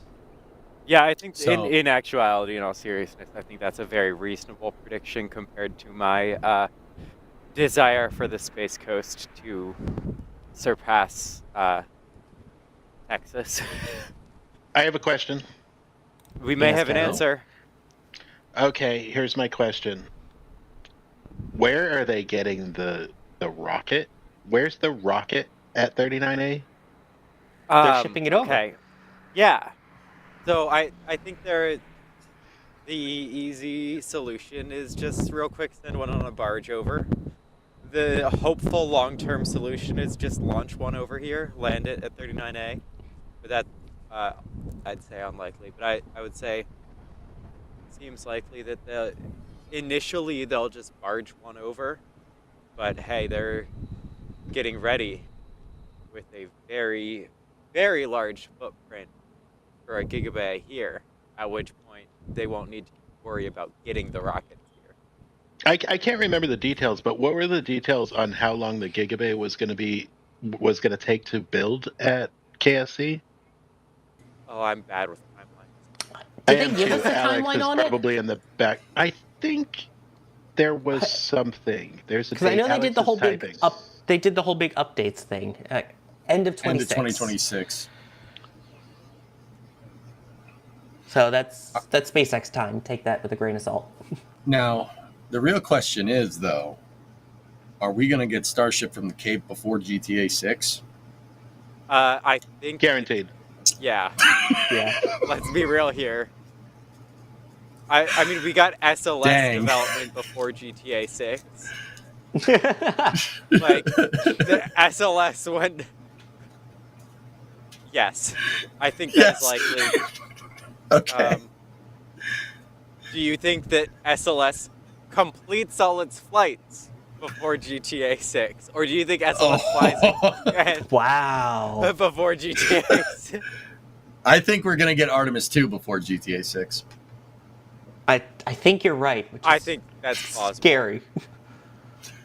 This is now the game trench. Oh, I realized that I moved a little bit, and the camera showing the tower shook a little bit. I'll be stationary here, because that camera is an arm's length away. Yeah, just whack the camera. It'll be fine. I will not do that, Kevin. Don't worry. Yeah. Can you do it again? Thanks, If it Steve. makes Kevin mad, just do You're it again, please. Which, by the way, yes, we have a gaming channel as well with people that do play GTA 5 and with mods and everything in the Discord. Subtle plug. Wait, we do? Subtle. Oh, yeah. Really? Yes, really. I believe there's a GTA server as well. You didn't think of telling the guy that plays video games for a living about this, or? Well, it's not like you do GTA racing or anything on at nights or anything, right? Yeah, that's what I wanted to hear. Thank you. Yeah, no, I know it's been a little bit inactive recently, but it's there. All right, let me hit some support here that's starting to build up. Jerwa with the $50 super chat. Are you ready for this very difficult one? It's a thought-provoking one. Hi. Yeah, I'm ready. Do it. Oh, okay. Hold on. Let me formulate my response here. Hi.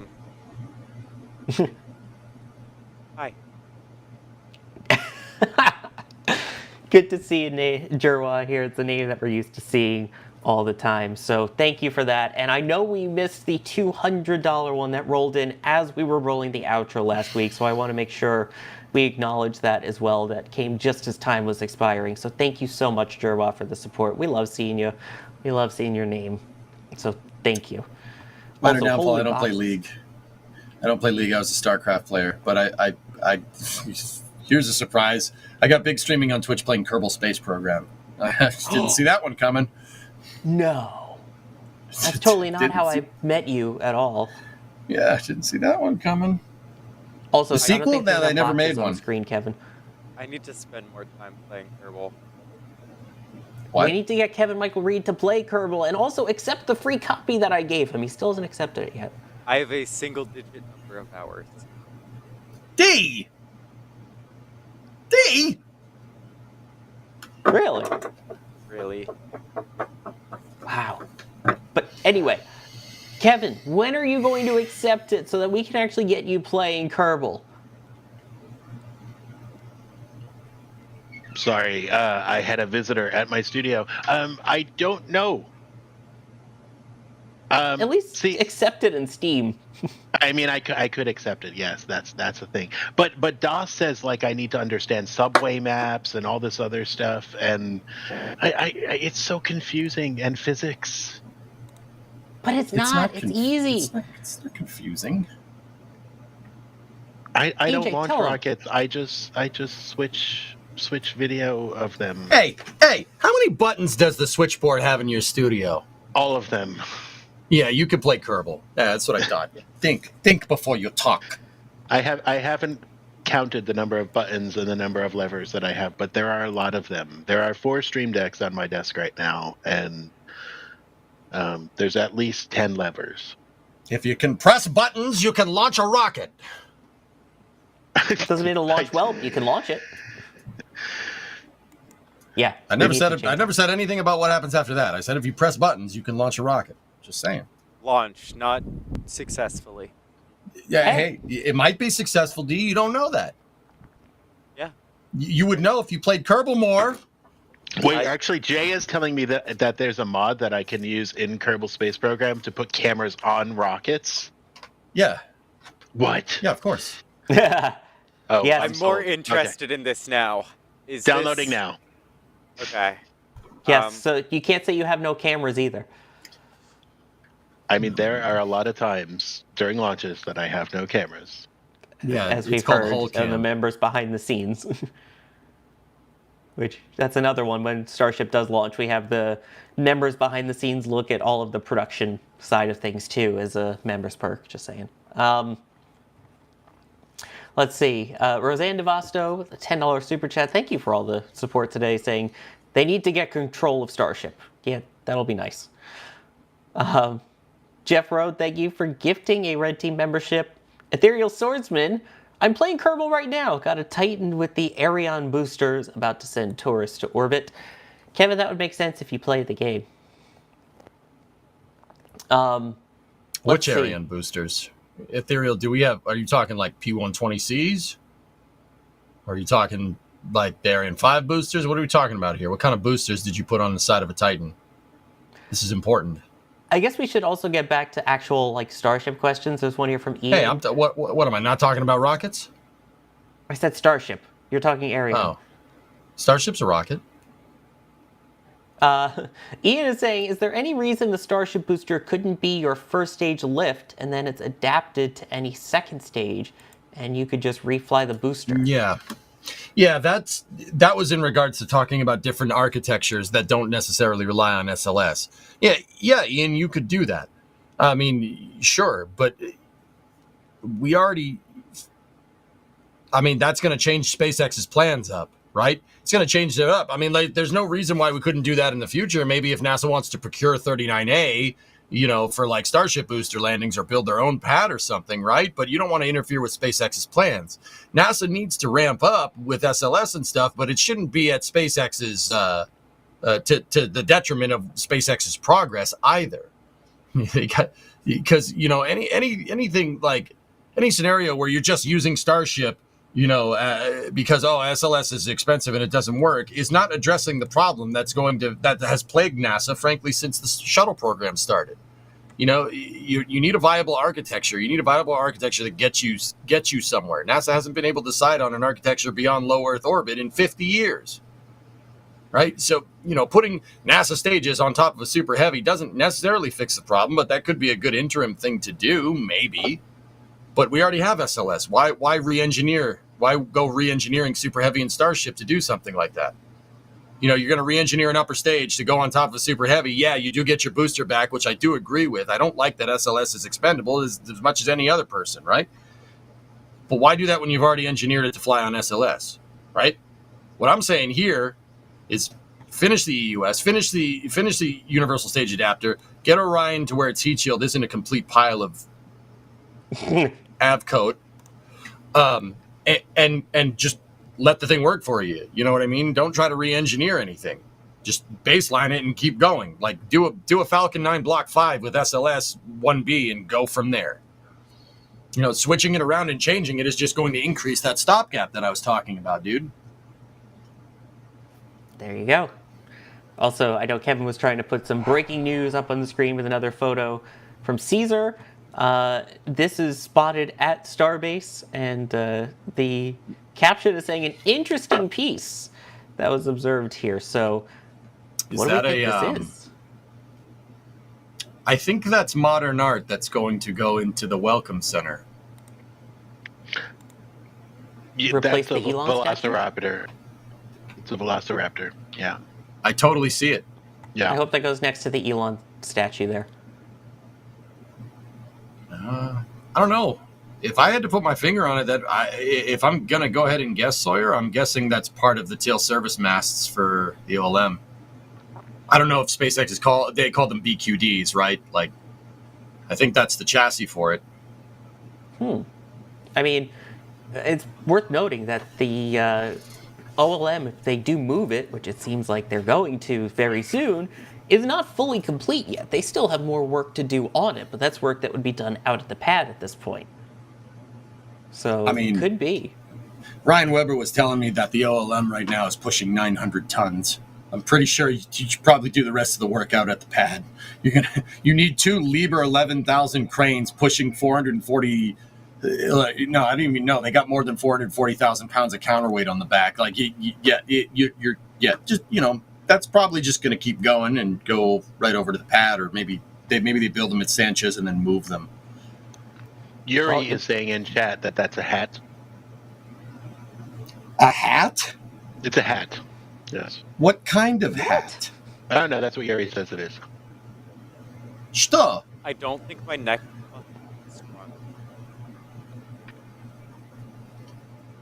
Yeah, I don't think so. Maybe I don't know, maybe a boot, but I don't know about a hat. Anyway, you'll be able to see all of this as it breaks if you follow all of our NSF socials, where you can see these first when they come out. So make sure you follow us on all the socials: Facebook, X, Instagram, Threads, Blue Sky, and TikTok. You happy, LSR? Hi, LSR. A couple more bits of support here. G. Mullins, while we're briefly talking about the SLS stuff still, was saying, do you think SLS could stay if Boeing could get prices down on launch and be quicker on building? Because SLS is very expensive. Yes, absolutely. That's what we should be doing. We should launch it more, not less. We've already spent billions of dollars developing this vehicle, and it works. Anytime a program gets canceled with hardware that has flown, it has historically proven to be a really, really dumb decision in hindsight. Every time. It hasn't worked one time. Hey, let's cancel the Saturn V because the shuttle's cheaper. No. No. The shuttle's too old. It's too expensive. Let's rely on commercial crew. Yep. Okay, that took a little bit of time, but yeah, okay, we're there. See what I mean? It doesn't really pan out. NASA always suffers every time we do something like this. Let's put it to work. Expand it. You got to remember, the contracts right now are only for 4 SLS. NASA should do a block buy of these dang things and ensure SLS flights for the next 10 years.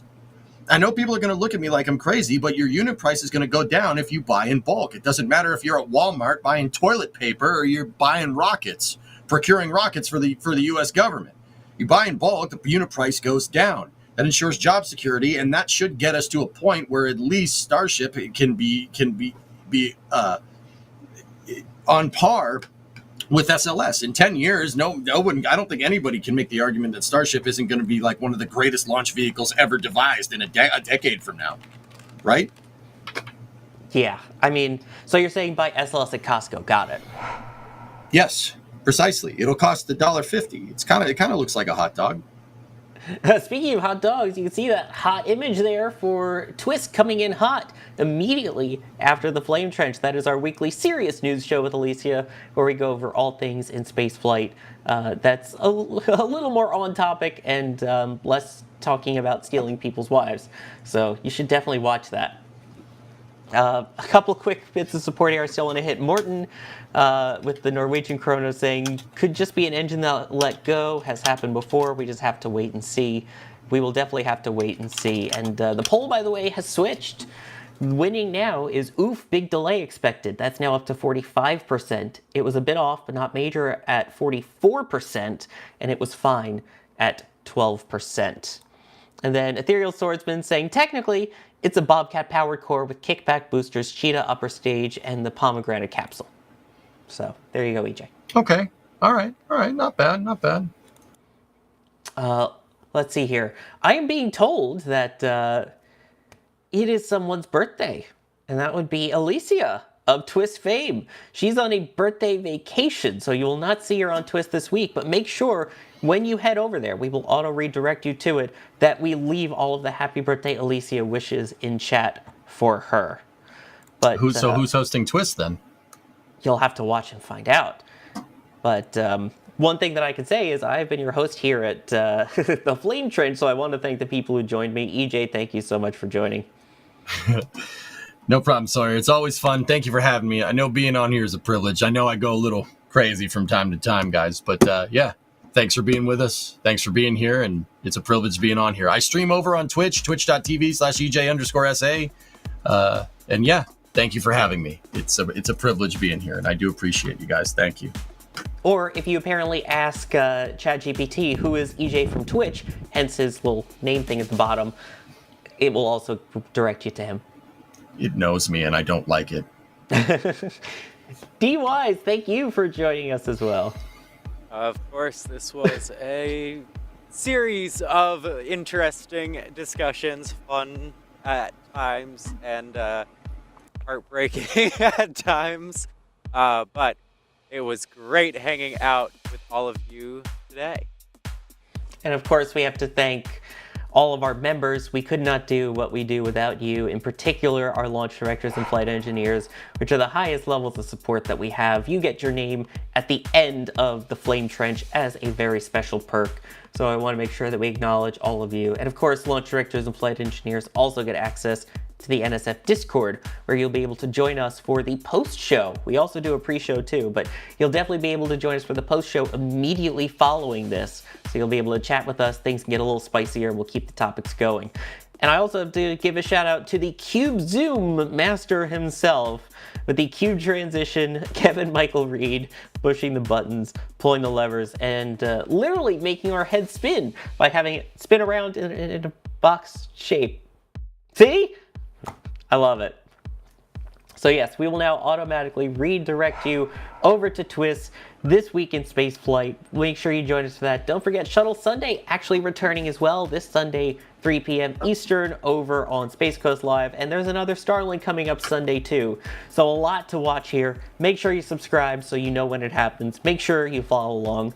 I'm Sawyer Rosenstein, along with Jake, have been your host here for this episode of The Flame Trench. Let's all head over to Twist. And again, wish Alicia a happy birthday there. Have a good one. And here we go.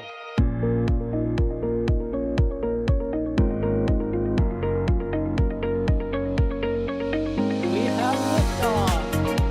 Propulsion continues to be nominal. RS-68 chamber pressure looks good. Doubling up. Roger, planet. Water towers fly! Yes! Tango down to nominal. Flight downside SPD off. Bring in SPD off. It's orange! Orange 25! Oh my god! Oh my god! Decollage! Look at this! Put that in the big bag, 343 unfolds to go. Indeed. We rise together, back to the moon and beyond. This methane will be igniting in the flare, correct? Yikes! You read? We don't need any more of these.